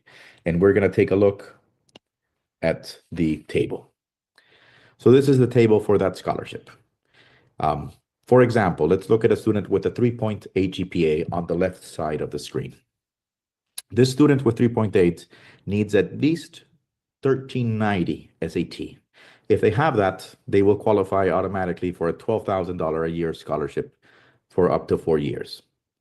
Not everybody can get a 1390 SAT, right? That's a high SAT result. So for this example, let's assume that this student did not score 1390. Instead, they scored 1200. Well, they wouldn't qualify for those 12,000 a year on the left side of the screen. But if you look at the right, they will qualify for 10,000 a year because a student with a 3.8 GPA only needs 1160 in the SAT to get that scholarship. The other scholarship on this screen is the International Merit Scholarship. It is not automatic. It does not require SAT. And not every student is going to get it, right? So there's a scholarship committee that's going to review applications from all over the world. Students are required to submit a scholarship application after they are offered admission to the university. So they have to apply, and the scholarship committee is going to review hundreds of applications coming from all over the world that are looking to get this scholarship. Usually, a student with a 3.85 GPA or higher, if they apply early for the scholarships by the priority deadline, which is February 15, it's coming up very soon, they will receive usually the $10,000 a year award. And after that, it becomes a little more challenging and complicated. If the GPA is not that high, if they're applying later, if they submit it after February 15, it gets a little more competitive and a little more difficult to get, but it's not impossible.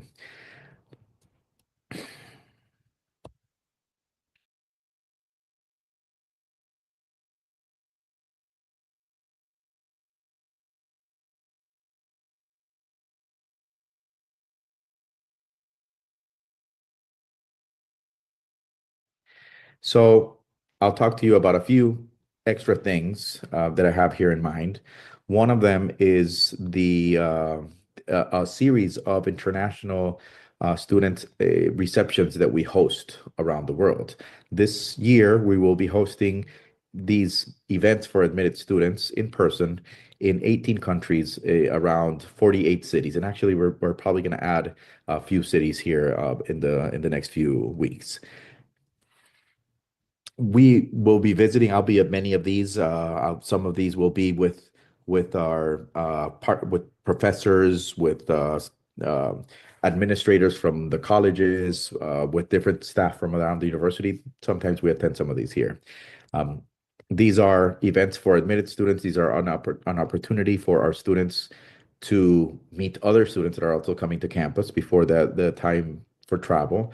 And it is also an opportunity to ask and questions about what the next steps are and get ready for that big decision, applying for the visa and for travel. We will also be presenting a few important topics that are usually not part of an admissions presentation. So that meeting is not really about admission requirements or applying to the university because every student in that room will have already been offered admission. It is more about what makes Iowa State University special and different, and what sets us apart, and why we are a good choice if they decide to come and accept the offer of admission for Iowa State University. Additionally, I'll introduce Sheena Virmani. Sheena Virmani is based in Hyderabad, and she works with partners of Apply Board from all corners of South Asia, mostly in India, Nepal, and Bangladesh. So if anybody has any questions, please feel free to reach out to Sheena or to your Apply Board a representative, and hopefully we can help your students navigate the admissions process, navigate the scholarship process, and make their way to Iowa State University.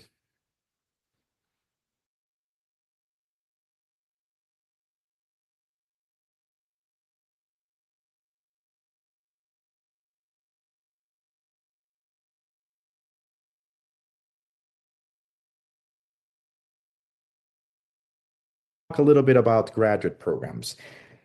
Just a little bit, and I'll tell you why. So at Iowa State University, there's no director for international enrollment for grad like there is for undergraduate. My role is for undergraduates.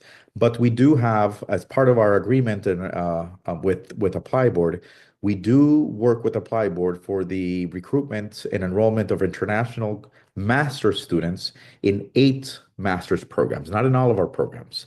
This is a very wide a list of graduate programs and master's and PhD, but unfortunately, only 8 of these are approved for commission and for enrolling students through our partners. The 8 programs that we have, out of the 8, 6 of those are from our College of Business, and 2 of those are in technology programs, computer science and AI, artificial intelligence. Let's talk a little bit about these programs, review some of the highlights, and then some of the requirements for these programs as well. 3 of the programs or the first 3 programs in the College of Business that are approved for this are the Masters in Business Analytics, the Masters in Information Systems, and the MBA. If you would like to learn more about these programs, this is a QR code that will take you to our College of Business magazine, and that will provide you more information about those programs. The other 3 programs by our College of Business that are part of our contract with ApplyBoard are the Masters in Accounting, the Masters in Finance, and the Masters in Entrepreneurship, I believe that is. This is these are the 6 programs that are approved for work with ApplyBoard for the recruitment of master's students. The other 2 programs that we have approved are computer science and artificial intelligence. The computer science program is a very popular program at Iowa State University. The first digital electronic computer was invented at Iowa State, so there's a lot of research going on campus related to computer engineering, electrical engineering, software engineering, data science, computer science, and so forth.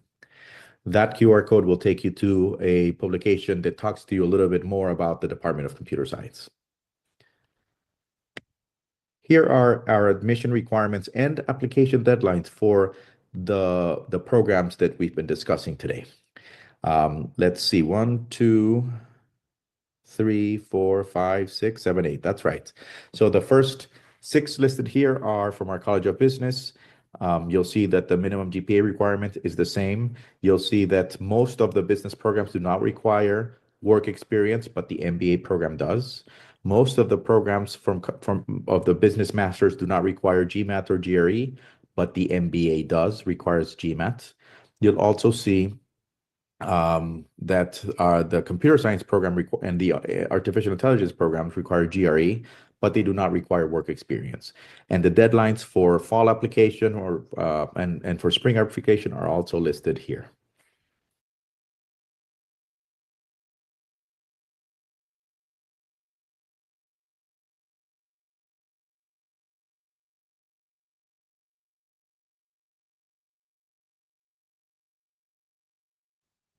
The cost of attendance, living expenses, and total expenses are listed here. There are usually no scholarships for master's programs, and not just at Iowa State, but at most universities, large R1 universities in the US, you won't find that.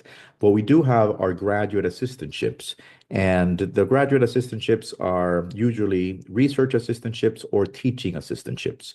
There are also administrative assistantships, but those are not very common for students, for new incoming students. Those are sometimes become available to current students that are already on campus.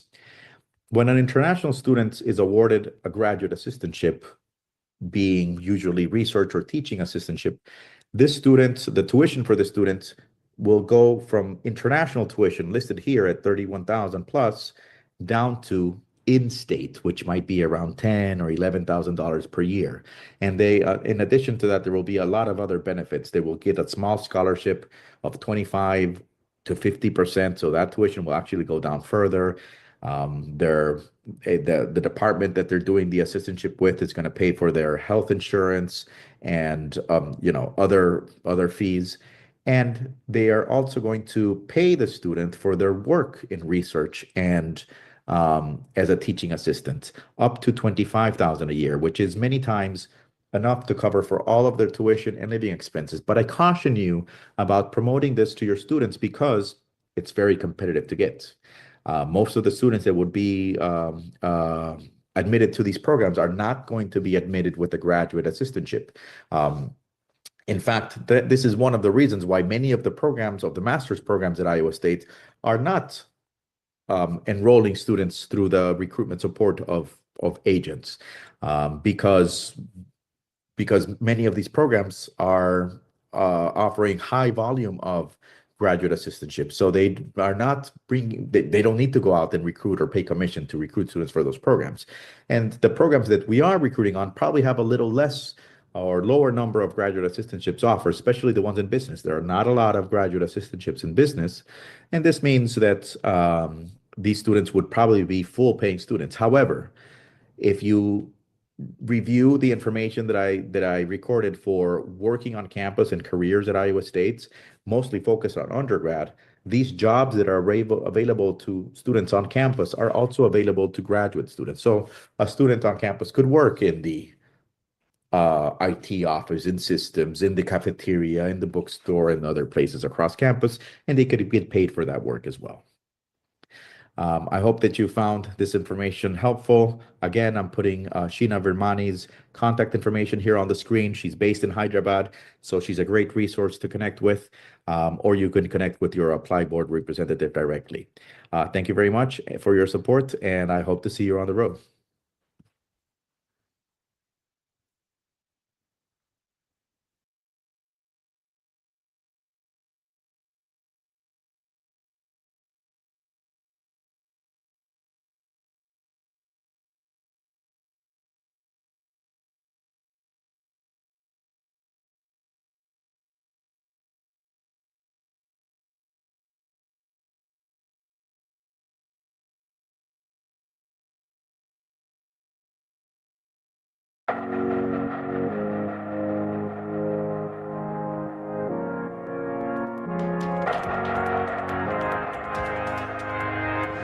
Welcome to Iowa State University of Science and Technology. Iowa State is a public land-grant university where students innovate inside the classroom and out. Students stay active in more than 900 student organizations, research, internships, and study abroad opportunities. Located in the heart of the Midwest, Iowa State calls Ames, Iowa home, a city consistently ranked as one of the top college towns in the nation. You can see why students are so passionate about their Cyclones and the university. I'm your host, Alex Boylan, and over the next hour, we're going to explore this vibrant campus community. We'll talk to students, faculty, and highlight the impact Iowa State University makes on the world.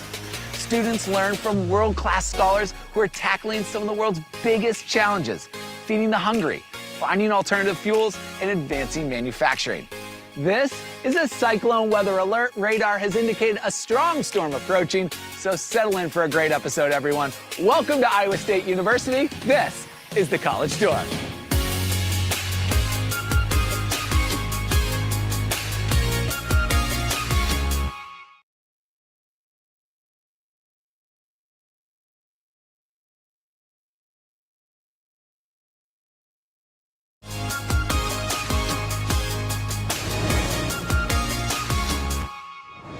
Okay, everyone, to start us off, let's meet Julia.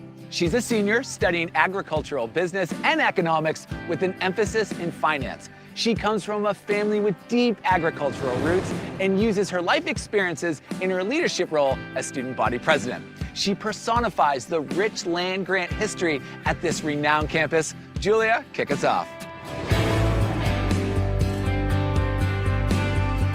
Thank you, Alex. Hey, everyone.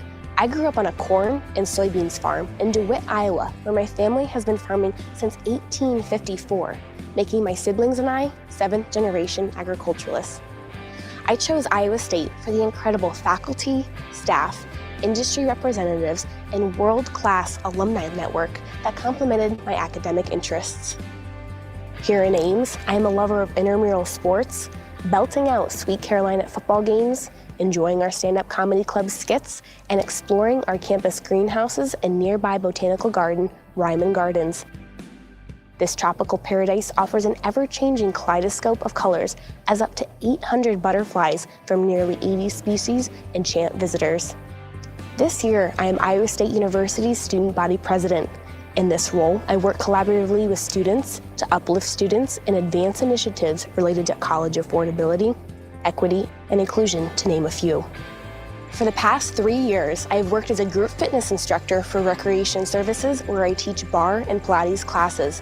I've also worked in the College of Agriculture and Life Sciences Career Services Office.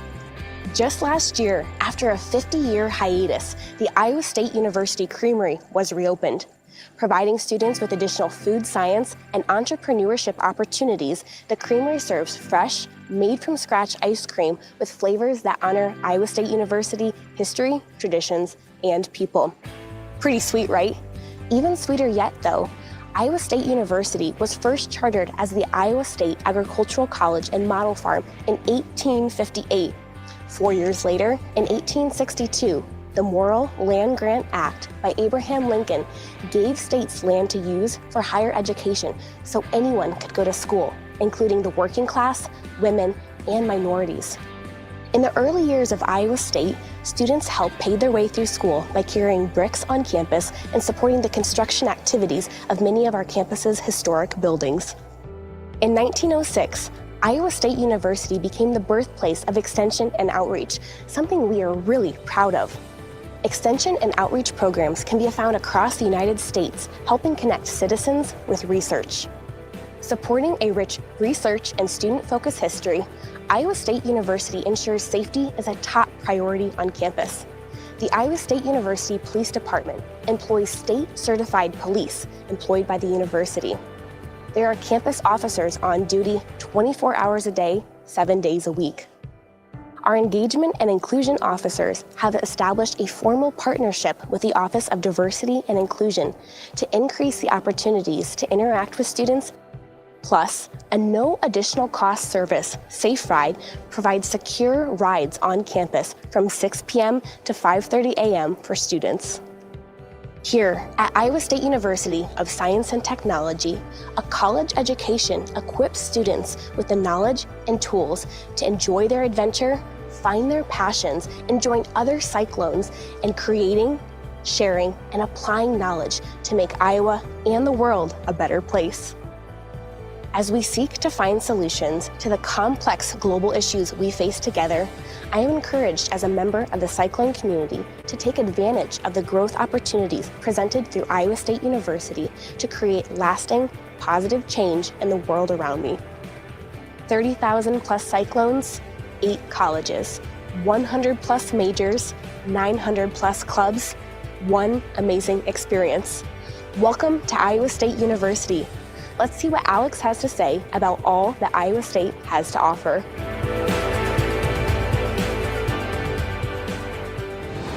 Welcome indeed, Julia. Excellent job showcasing the history and safety of Iowa State. I'm gonna have to stop by the Creamery and grab some of that ice cream. I love ice cream, by the way. It's clear you have a passion for agriculture and the university as a whole. As you said, Iowa State offers incredible opportunities to innovate and make the world a better place, and that is absolutely incredible. Thanks for sharing your story with us.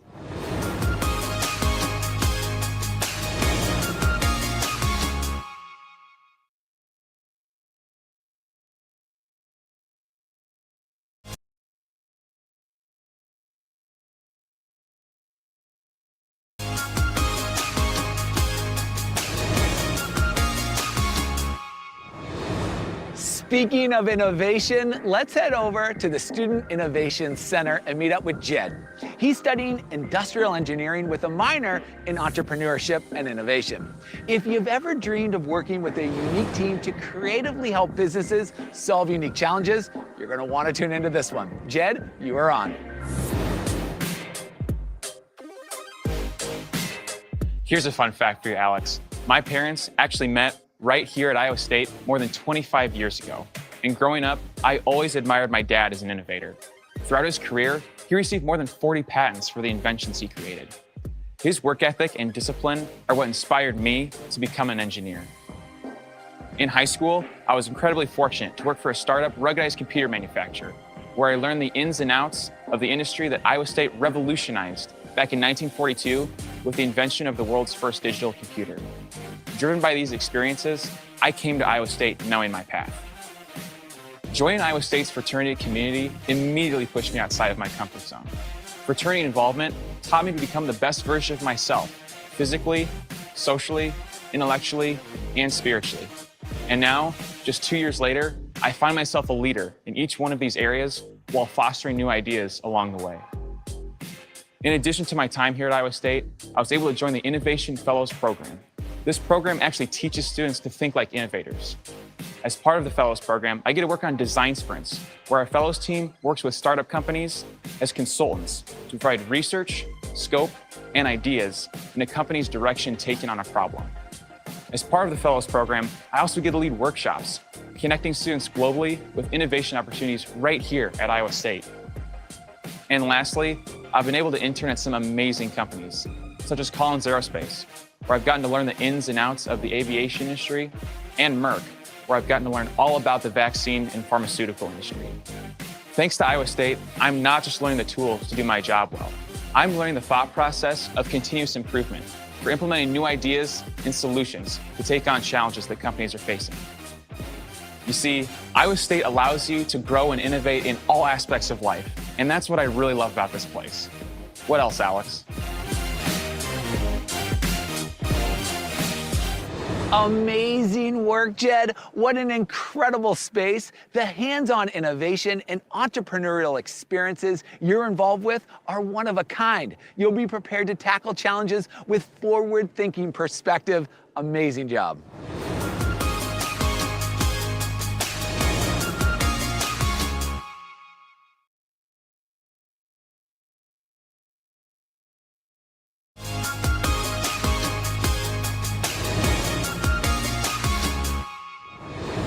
Okay, everyone, let's jump into the colleges at Iowa State University. Let's head over to the College of Engineering. Kara, a sophomore in industrial engineering, is here to tell us about Iowa State's nationally ranked engineering programs. Kara, welcome to the college tour. Please take it away. Hey everyone, thanks for that awesome introduction, Alex. When it came time to decide on career path, everything sounded interesting to me. I knew I wanted a career that gave me the opportunity and tools to help people and use my love of problem solving and creativity. After researching dozens of career paths, my brother, studying civil engineering at Iowa State, suggested I look into industrial engineering. I've never looked back. The faculty and professors at Iowa State really care about the students. Last year, I was overwhelmed, moving away from home, starting a challenging major at a large university, and adapting to remote learning, all during a global pandemic. However, I was blown away by the faculty in my department. Before school started, I attended a new student Zoom with current students and professors in my department. The engineering department is amazing about connecting with students through office hours and always being available for questions. Outside of the department, I use the supplemental instruction services and tutoring from Iowa State. Research is another exciting opportunity through the College of Engineering. This year, I'm an undergraduate research assistant for the Human Factors and Ergonomics Lab. This research focuses on engineering in the medical field and creating opportunities for life-saving advancements. From my experience so far, it is no wonder that Iowa State's College of Engineering consistently ranks among the top 25 programs at public universities. Iowa State boasts both quantity of students and quality. With 1,400 companies recruiting College of Engineering students, graduates have a 93% placement rate within 6 months of graduation and a starting salary of over $69,000. The College of Engineering and engineering clubs at Iowa State have helped me to succeed socially, academically, and professionally. That's my experience so far at Iowa State. Go Cyclones, and back to you, Alex. Kara, your story highlights a student-focused community, and your enthusiasm for Iowa State is very apparent. The research you're involved with sounds amazing, and we're eager to see the positive impacts it will have on the medical industry. Congratulations on all you're doing, Kara. Take care.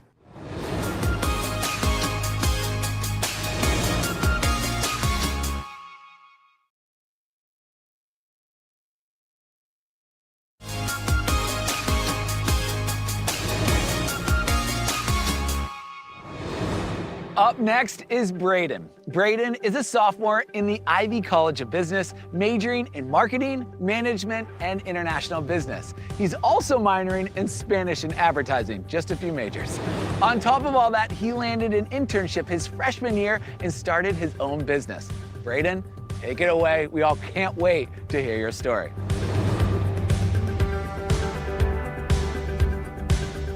Thanks, Alex. Hello, everyone. I'm from St. Louis, but I come from an Iowa State family. Every Labor Day weekend, my family and I came up to Iowa State for the first Cyclone football game of the season. There was never any question that I would choose Iowa State. After my junior year in high school, I knew I wanted to study marketing, and the respected program here at the Ivy College of Business was the perfect fit. Student success is foundational to the Ivy College of Business, with a variety of courses and professors with years of practical business experience.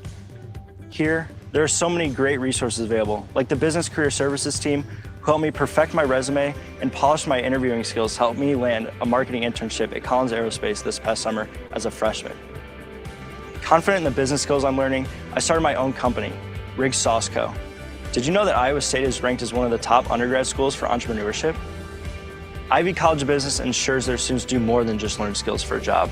They set students up for success with resources like the Business Career Services team, the Entrepreneurship Suite, and SciBiz Lab, all dedicated to ensuring students become great collaborators, communicators, and problem solvers. Iowa State has it all. Top-notch academics, a beautiful campus, huge sporting events, and fun traditions. By offering $1.25 million worth of scholarships annually, the Ivy College of Business advocates easing the financial burdens of students. My experience here is helping me develop skills and knowledge for success. My time at Iowa State has opened so many doors through internship job experiences, starting my own company, and living out my dreams. Back to you, Alex. Braden, you're a busy man. I'm gonna need to try some of that marinara sauce. Sharing the resources you have utilized to land internships and build your resume are undoubtedly gonna inspire and help other students. Thank you for sharing your story today. Take care.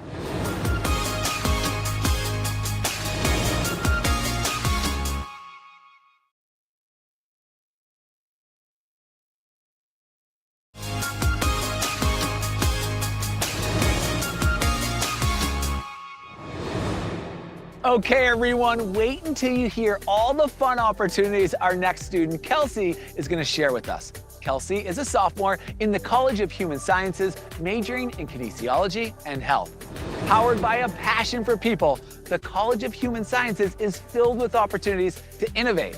Kelsey, the stage is all yours. Thanks, Alex. Hey, everyone. Coming here, I decided to investigate all the different majors and found kinesiology and health. Once I found the perfect major, I needed to decide on an option of interest and decided to become an occupational therapist. Iowa State has one of the world's largest communities of human sciences.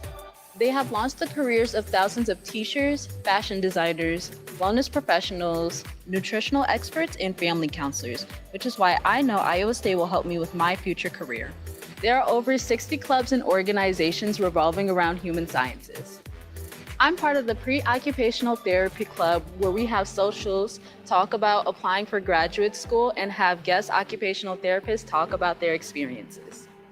The College of Human Sciences has a lot to offer, like the fashion show, an annual event entirely run by students.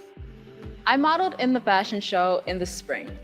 It was a lot of fun modeling the different designs made by Iowa State students, walking the runway, and meeting new people. It was such a great experience, and I hope to do it again this spring. The college also houses the Joanne Bice Underwood Tea Room, a restaurant and classroom teaching operation within Iowa State's world-renowned hospitality management program. This nonprofit restaurant is a 90-seat learning laboratory with meal service provided for faculty, staff, students, and visitors. With the different majors, clubs, events, and resources, Iowa State's College of Human Sciences has so much to offer. Plus, the College of Human Sciences offers $1.3 million in scholarships every year. I've learned so much here, and I'm just getting started on my degree. Take it away, Alex.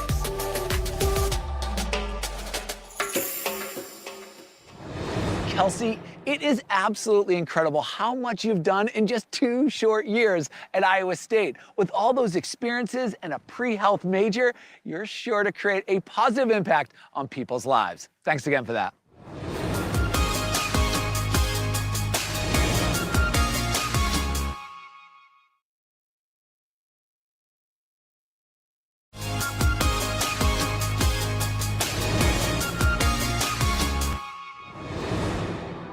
With 6 undergraduate colleges, plus a graduate college and the College of Veterinary Medicine, Iowa State offers more than 100 majors for you to pursue.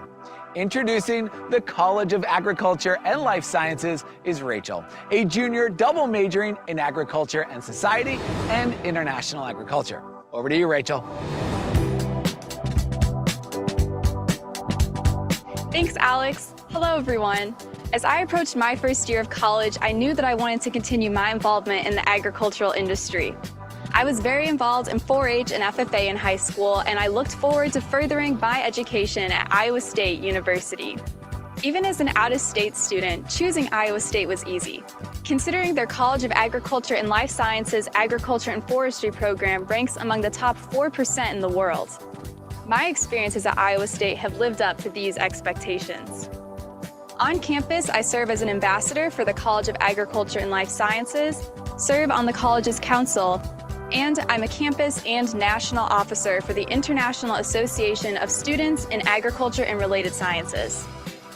What I truly love about Iowa State is I have the opportunity to further explore my interests in agricultural policy and to connect with other passionate students. Iowa State has also provided me with professional opportunities to further my career after college. Each fall, Iowa State University holds the nation's largest agricultural career fair, hosting over 200 companies and organizations. Through the Agriculture and Life Sciences Career Fair last fall, I was able to obtain a summer internship with Midwest Dairy. Looking forward, I'm excited to continue my involvement on campus and to one day find myself in a career that impacts agricultural legislation. Iowa State's College of Agriculture and Life Sciences program prides themselves on a job placement rate of 97% or higher for 23 consecutive years. I can rest assured that I have the tools I need for my future. That's my story. Back to you, Alex.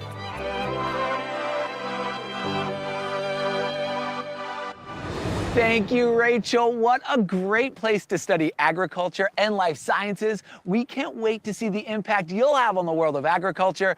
That was awesome. Take care.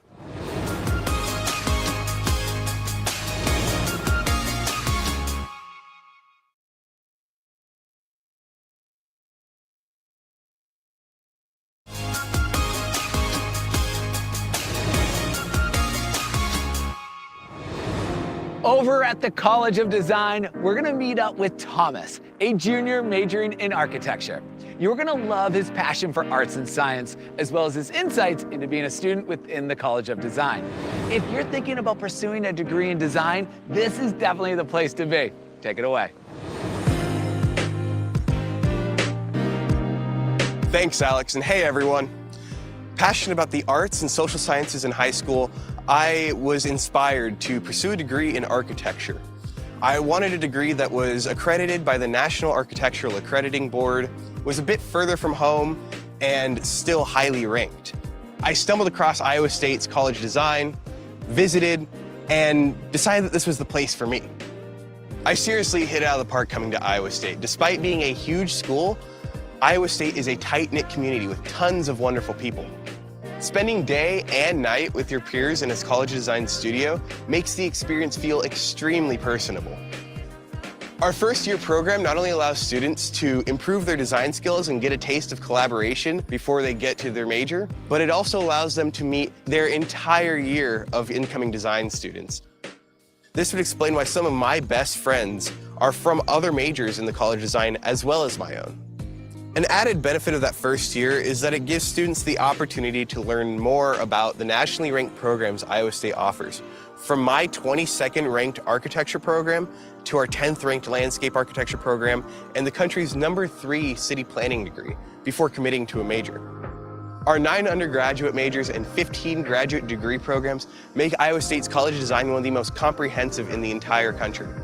Whereas other universities might have architecture and interior design in one college and graphic design and studio arts in another college, we have them all under one roof, which allows for endless opportunities for collaboration, which makes us all better designers. Iowa State offers countless opportunities to find, evolve, and pursue your passions, and our tight-knit Cyclone community will ensure that you have all the support that you need to do so. That's all from me. Back to you, Alex. Go Cyclones! Yes, go Cyclones! There are some amazing opportunities to get involved within the first year core program. I can't wait to see your contributions to the architectural world. Thomas, that was great. Take care.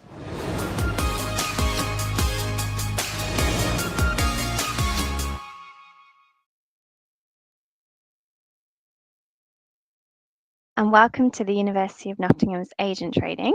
My name is Ruth and I am the Agent Relations Manager here at the University of Nottingham. We are delighted to be partnering with you for international student recruitment.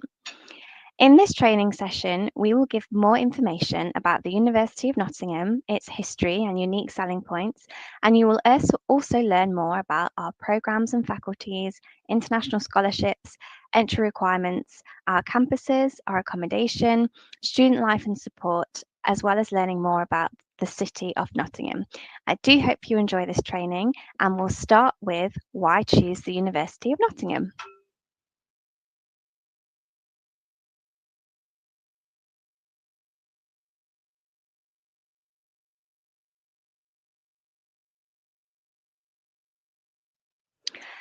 So I'm now going to start talking to you about why study in the UK. So why study in the UK? British universities combine centuries of academic tradition and excellence with world-leading research and innovation. The UK government's quality checks on universities ensure that very high standards of teaching and research happen in the UK. British degrees are recognised by universities and employers around the world. You will be encouraged to think independently and develop your critical thinking, creativity, and decision-making skills. And the UK is a welcoming, multicultural society which will help you feel at home, explore other cultures, and network internationally. And these are all reasons you can give to your students who come and ask you, why should I study in the UK?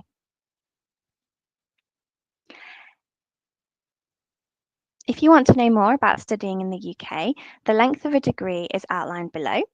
You could do a 3-year undergraduate degree, also known as a bachelor's. You can do a 1-year postgraduate taught degree, known as a master's, or you can do up to 3 years postgraduate research training, also known as a PhD. The fees and living expenses in comparison to other speaking destinations are relatively low, which is another reason to study in the UK. Your student life and cultural experience will be one of the best yet. And as well as that, we have a post-study work visa, which means that students who successfully graduate are able to remain and work or look for work for up to 2 years or 3 years for PhD students after graduation without sponsorship. So that's another reason why you can tell your students to study in the UK. So why study with the University of Nottingham? We are ranked as a world top 100 university according to the QS World Rankings in 2024.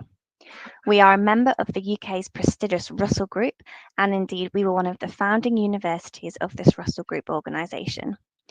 Equally, we're ranked as a top UK 20 university according to the QS World University Rankings in 2024, and we are very proud of holding the award for 7th in the UK for research power according to the Research Excellence Framework in 2021.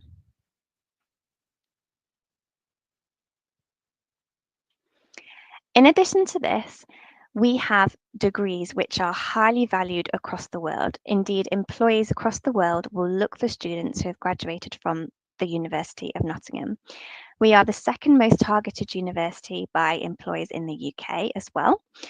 And with regards to our employability, we are ranked 66th in the world and 10th in the UK for employability.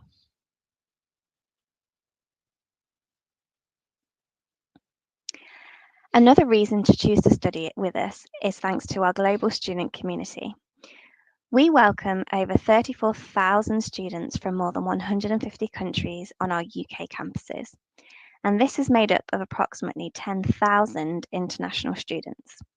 We have a global alumni community of 300,000 students who have graduated from Nottingham.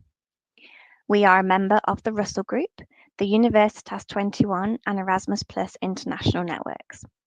We currently have around 75 global teaching partnerships, and we offer student exchange and study abroad options with 300 plus universities over 40 countries. This means that students can experience part of their degree abroad.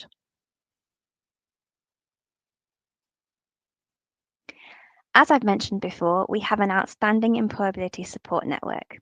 Our Careers and Employability Service provides dedicated support for students and alumni. We offer one-to-one counselling and advice appointments, skills workshops, CV building sessions, recruitment fairs, opportunities to connect with alumni and employers, and interview preparation. As well as this, students can work up to 20 hours part-time during term time to supplement their income and gain work experience before applying to graduate schemes. I'm now going to talk a little bit more about the history of the University of Nottingham.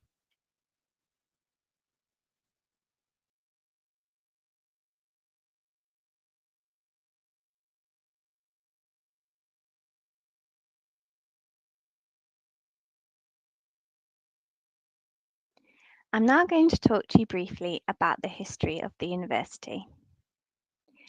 So in 1877, building begins on a civic college in Nottingham city centre. In 1881, the University College of Nottingham opens officially. Between 1906 and 1908, the writer and poet D.H. Lawrence studies at this college. And in 1928, the college relocates to land donated by Sir Jessie Boot, which is now known as the University Park campus. In 1930, Professor Albert Einstein visits the college to give a guest lecture. 1 year later, we have Mahatma Gandhi, who delivers a talk to students in our Great Hall. In 1948, following a royal charter, the college becomes the University of Nottingham. And then fast forward to the 70s, Professor Peter Mansfield contributes to the development of the outstanding MRI technology. So as you can see, we have been going from strength to strength since the 1800s. In the year 2000, we opened the Malaysia campus, which is the first international branch campus of a British university to open. 6 years later, we opened our China campus, which is the first independent campus of a foreign university in China. Fast forward again to 2015, and we have grown massively. We have received a graduate, which was our 250,000th graduate to receive a degree.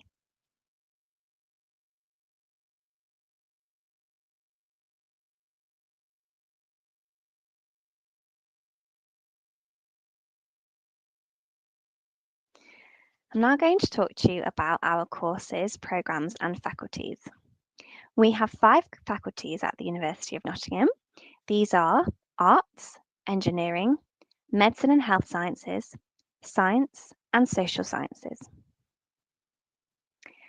In our Arts faculty, you can study American and Canadian Studies, Classics and Archaeology, Cultural, Media and Visual Studies, Cultures, Languages and Area Studies, English, French and Francophone Studies, German Studies, History, Humanities, Modern Languages and Cultures, Music, Philosophy, Russian and Slavonic Studies, Spanish, Portuguese and Latin American Studies, and Theology and Religious Studies. Our engineering courses are as follows: Architecture and Built Environment, Chemical and Environmental Engineering, Civil Engineering, Electrical and Electronic Engineering, and Mechanical, Materials and Manufacturing Engineering. In our Medicine and Health Sciences, you can study courses such as Health Sciences, Life Sciences, Medicine, Veterinary Medicine and Science. In our science faculty, we offer biosciences, chemistry, computer science, mathematical science, pharmacy, physics and astronomy, and psychology. And finally, in our social sciences department, we have economics, education, geography, law, our Nottingham University Business School for business studies and business-related subjects, politics and international relations, and sociology and social policy. The next video, I will talk about international scholarships.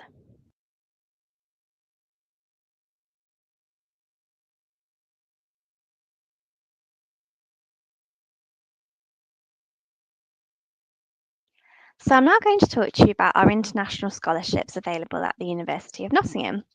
So undergraduate and postgraduate scholarships are available for applicants from a variety of countries. You can also check our website for various school or department scholarships. It's best to check the website for the most up-to-date offerings on these scholarships. We do have partnerships with external funding bodies, so if you know of one, please contact us and we will provide you more information about whether we partner with them. We have a scholarship that supports elite athletes, including sports scholarships. If your students progress from CAPLAN, University of Nottingham International College, there's a progression scholarship which is awarded to top students from the college automatically. And we also have an Engineering High Achiever Scholarship, which is awarded to top students on certain programs from the University of Nottingham International College automatically as well. Here's an example of the sports scholarships that we offer. We offer up to £8,000 towards your scholarship. The best thing to do is to also check our website for more scholarship options, such as the Developing Solutions Scholarship, which is available to students from developing countries. The next slide will be talking about our entry requirements.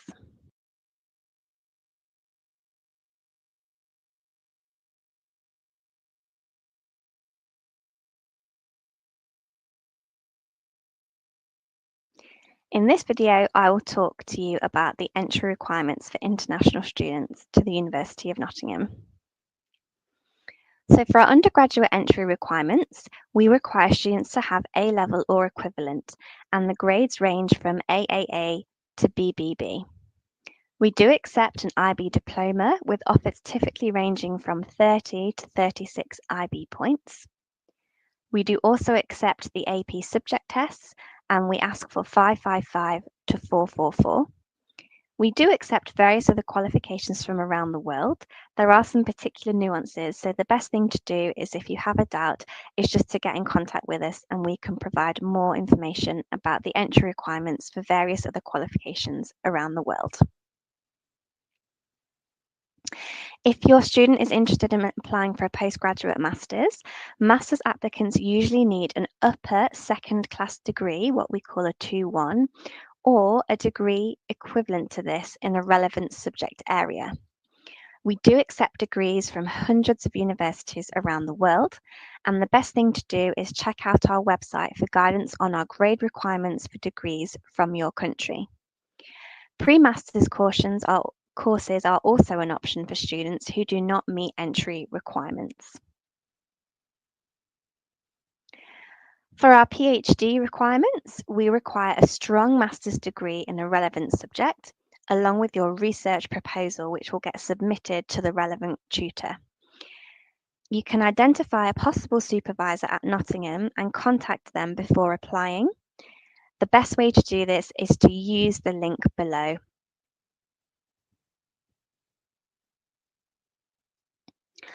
All international students are required to prove that they have an English language entry requirement.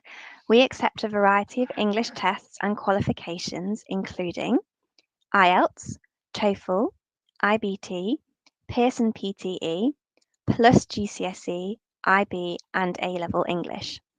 The minimum requirements for our degree courses typically range from IELTS 6.0 to 7.5. You can find a list of our equivalencies on the link below, or by searching on our website for English language entry requirements. There will be a full list of the requirements of the English language entry requirements that we do accept and those that we don't. If your English requirement is not at the required stage, you can develop your English ability and study skills with a pre-sessional English course. Our Centre for English Language Education, known as CELI, is accredited by the British Council for the Teaching of English in the UK. You can join one of these courses that last from 6 weeks to 40 weeks, depending on your current English level and the level you need for your academic course. And this English Language Centre is situated on campus or online.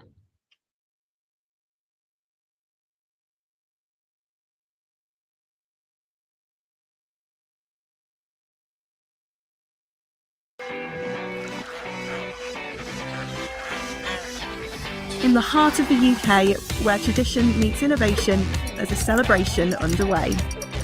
Cheers. For more than 2 decades, we've been building a global community shaped around knowledge, diversity and progress, the exact ingredients needed for success and prosperity. And now it's time to celebrate. More than 45,000 staff, students and researchers send their warmest wishes. Happy birthday, China Campus. Happy birthday! Happy birthday, China Campus. Happy birthday! Happy 20th birthday, UNNT. Happy birthday, China Campus. Happy birthday, China Campus. Happy birthday, UNNC.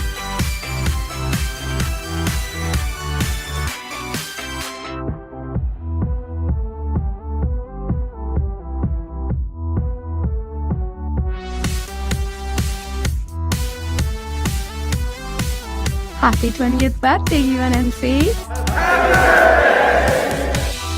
Happy birthday, China Campus.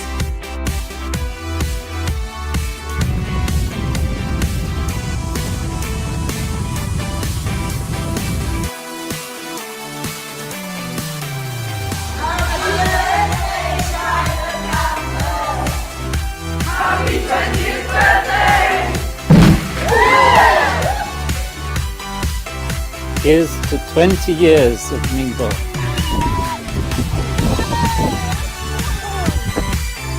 From Nottingham to Ningbo, this is the place where we drive innovation and shape futures. Here's to our truly borderless university.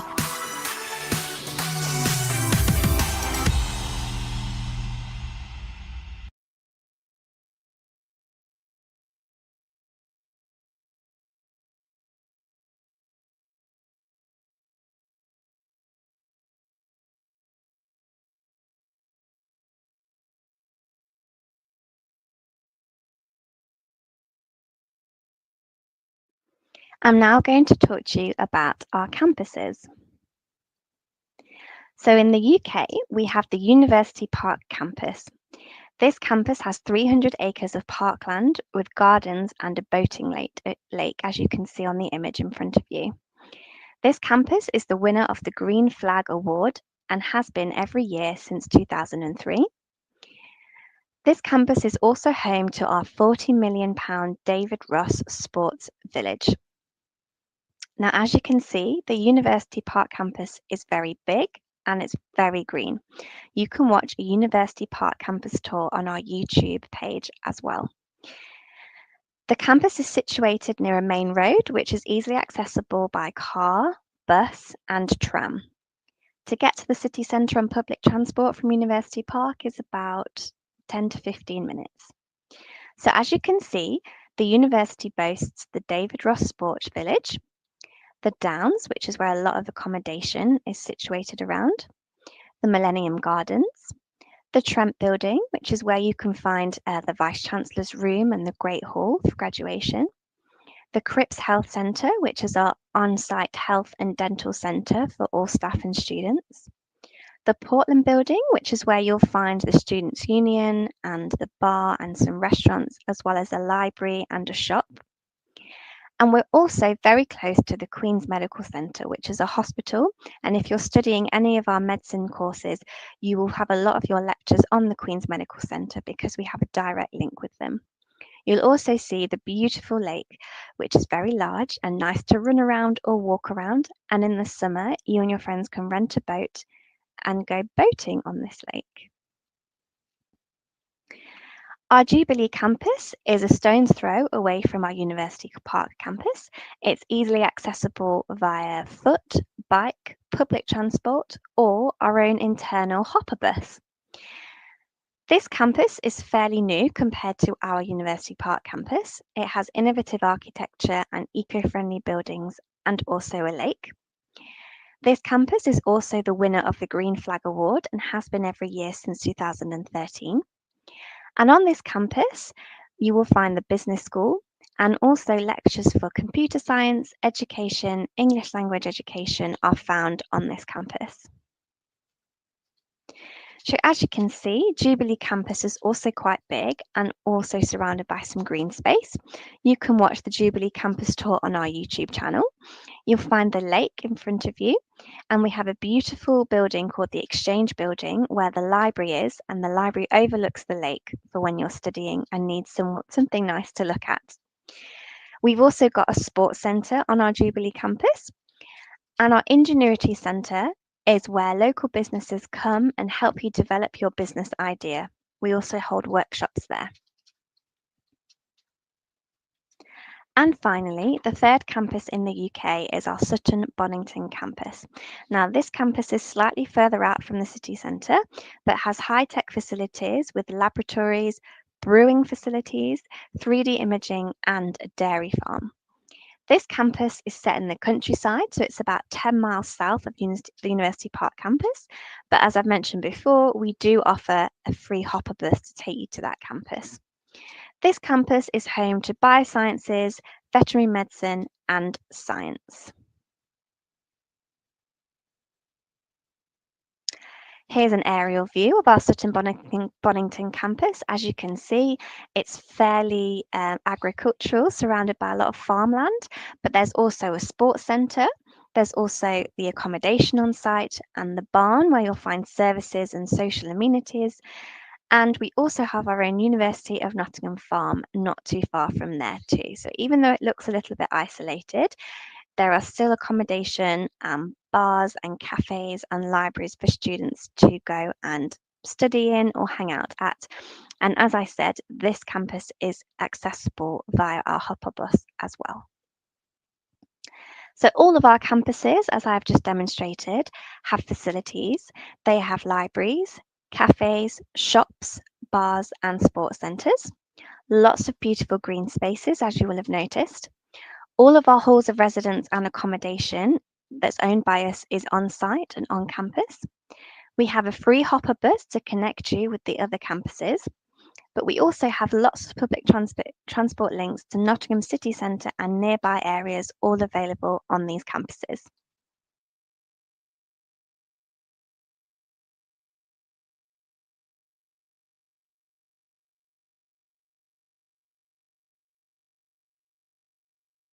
In this video, I'll talk to you about our accommodation. So for international students, we offer on-site and guaranteed accommodation. We can offer a guarantee in a room in a university arranged accommodation for 1 year, as long as applicants apply before the guarantee deadline and respond to their accommodation offer promptly. So it's really important that you tell your students to check communications and reply to those deadlines and offers for accommodation. You can apply for a place at our halls of residence once applications open in spring and once you have firmly accepted your offer. Our accommodation options are as follows. We offer catered halls where you can have breakfast and dinner and a range of lunch options for undergraduates only. Or you can choose to live in self-catered sites. So these are all available on campus and nearby for both undergraduate and postgraduate students. So self-catered means that you're provided with cooking facilities, but you will have to provide your own pots and pans and equipment, and of course, your own food. With regards to catered halls, if you choose to have lunch on site, you can. So if you've finished a lecture and you don't have time to go to your catered hall, you can go to one of our local cafes and use your student card for your catered halls to buy yourself a quick lunch on site. With regards to our accommodation facilities, you will have your own bed, a study area, including a bed, desk, chairs, wardrobes, and bookshelves. There will be a communal bathroom shared with a few other students and regularly cleaned by our attendants, or you can choose to have an ensuite bathroom. A shared kitchen in self-catered halls or a shared pantry in catered halls.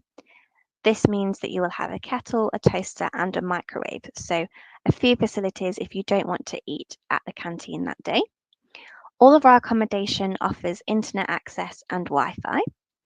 We also have a residential experience team, also known as the ResX team, and they are available 7 days a week to support you, to help you to settle in and thrive.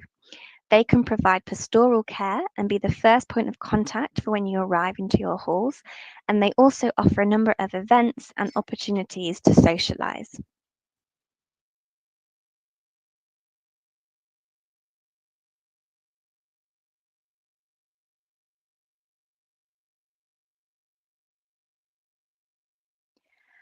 I'm going to talk to you about our student life and support services. At the University of Nottingham, we have over 400 student-run clubs, which are called societies. We have more than 70 sports clubs. We offer international, cultural and faith societies, opportunities for volunteering, and plenty of faith support for students of any faith. The university also has a student-run Students' Union. With regards to our sports and fitness opportunities, we are the Sports University of the Year according to the Times and Sunday Times Good University Guide 2024, and as voted for by the Dale Mail University Guide in 2024. We are ranked second overall and first in the UK for team sport in the most recent British Universities and Colleges Sport League. We have the opportunity for you to compete in intramural sport, tri-campus games, Nottingham varsity and books tournaments. As you can see, someone here is using our climbing wall, which is one of the facilities that we have in our sports centre. As I've mentioned to you before, the David Ross Sports Village has undergone a recent transformation with millions of pounds worth of renovation. Indoor, you can find a sports hall, a 25-metre swimming pool, a climbing and bouldering wall, 6 standard squash courts, an all-glass squash court, a room for martial arts for the martial arts dojo, table tennis, archery, fencing rooms, a snooker room, a clubhouse cafe with a Starbucks, and a health and wellbeing suite. And with regards to fitness, if you're a gym goer, we have a gym with a 200-station fitness suite, and we also have dance and spin studios. As part of our memberships, which are included for international students as part of their accommodation, you can participate in a range of fitness classes and dance classes to suit your needs. With regards to the outdoor facilities at the David Ross Sports Village, we have a full-size 3G rubber crump, a full-sized sand-dressed pitch, an outdoor viewing area, and netball and tennis courts. We also have a 60-metre indoor sprint track, extensive cardio zone, and a performance gym. You can also come to this David Ross Sports Village for any sports injuries, where we have our sports injury clinic, where there is a hydrotherapy pool, a large exercise area, and private consulting rooms. And finally, the support services that we offer to our students include personal tutor and welfare officer, academic and accessibility support, visa and immigration advice, a residential experience team to support you in your halls of residence, confidential counselling services, English language support, and 24-hour university security control for your safety on campus. this concludes the end of the Student Life and Support Services. I'm now going to talk to you about the City of Nottingham.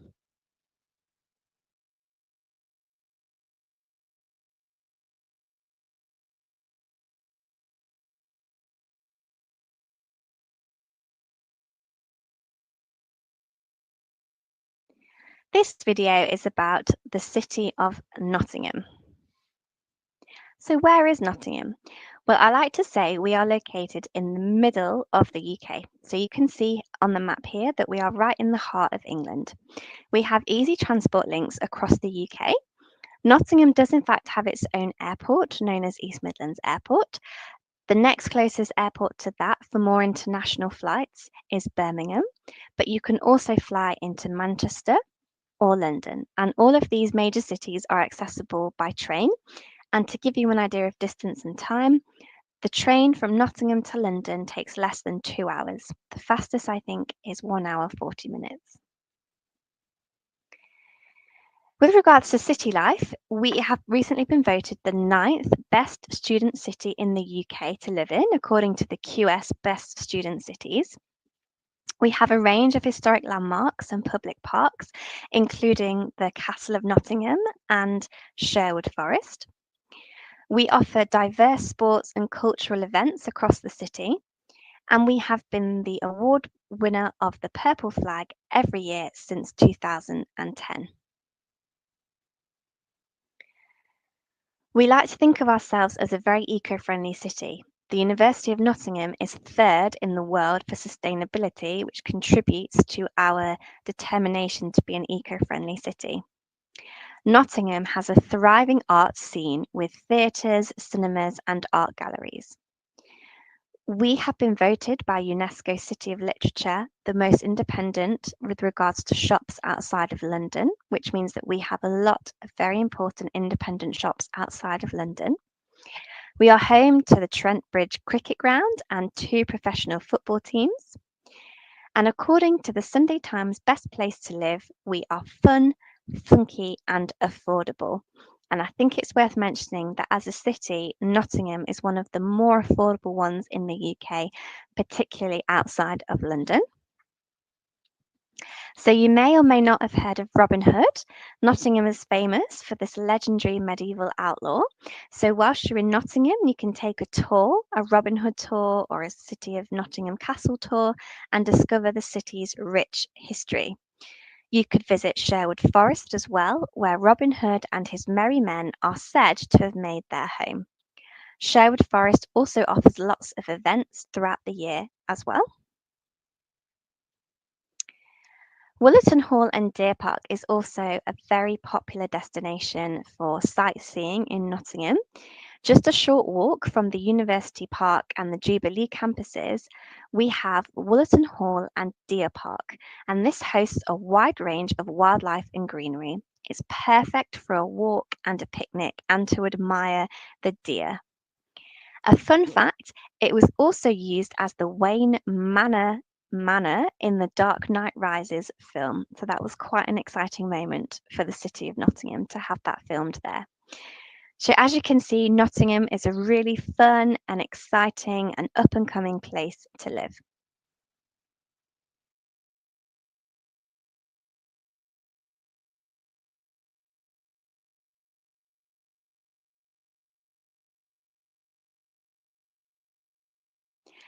So finally, a huge thank you for taking the time to learn about the University of Nottingham. Another really good resource is, of course, our website, where you will find more information and more up-to-date pieces of information about all of our courses, anything related to scholarships, accommodation, international students, pre-sessional English. So please do check that as well as a resource. You are also more than welcome to contact us for anything that you might need. I really hope you enjoyed learning about the University of Nottingham, and once again a huge thank you for taking the time to listen, and thank you for all your efforts in recruiting international students to come and study with us at the University of Nottingham.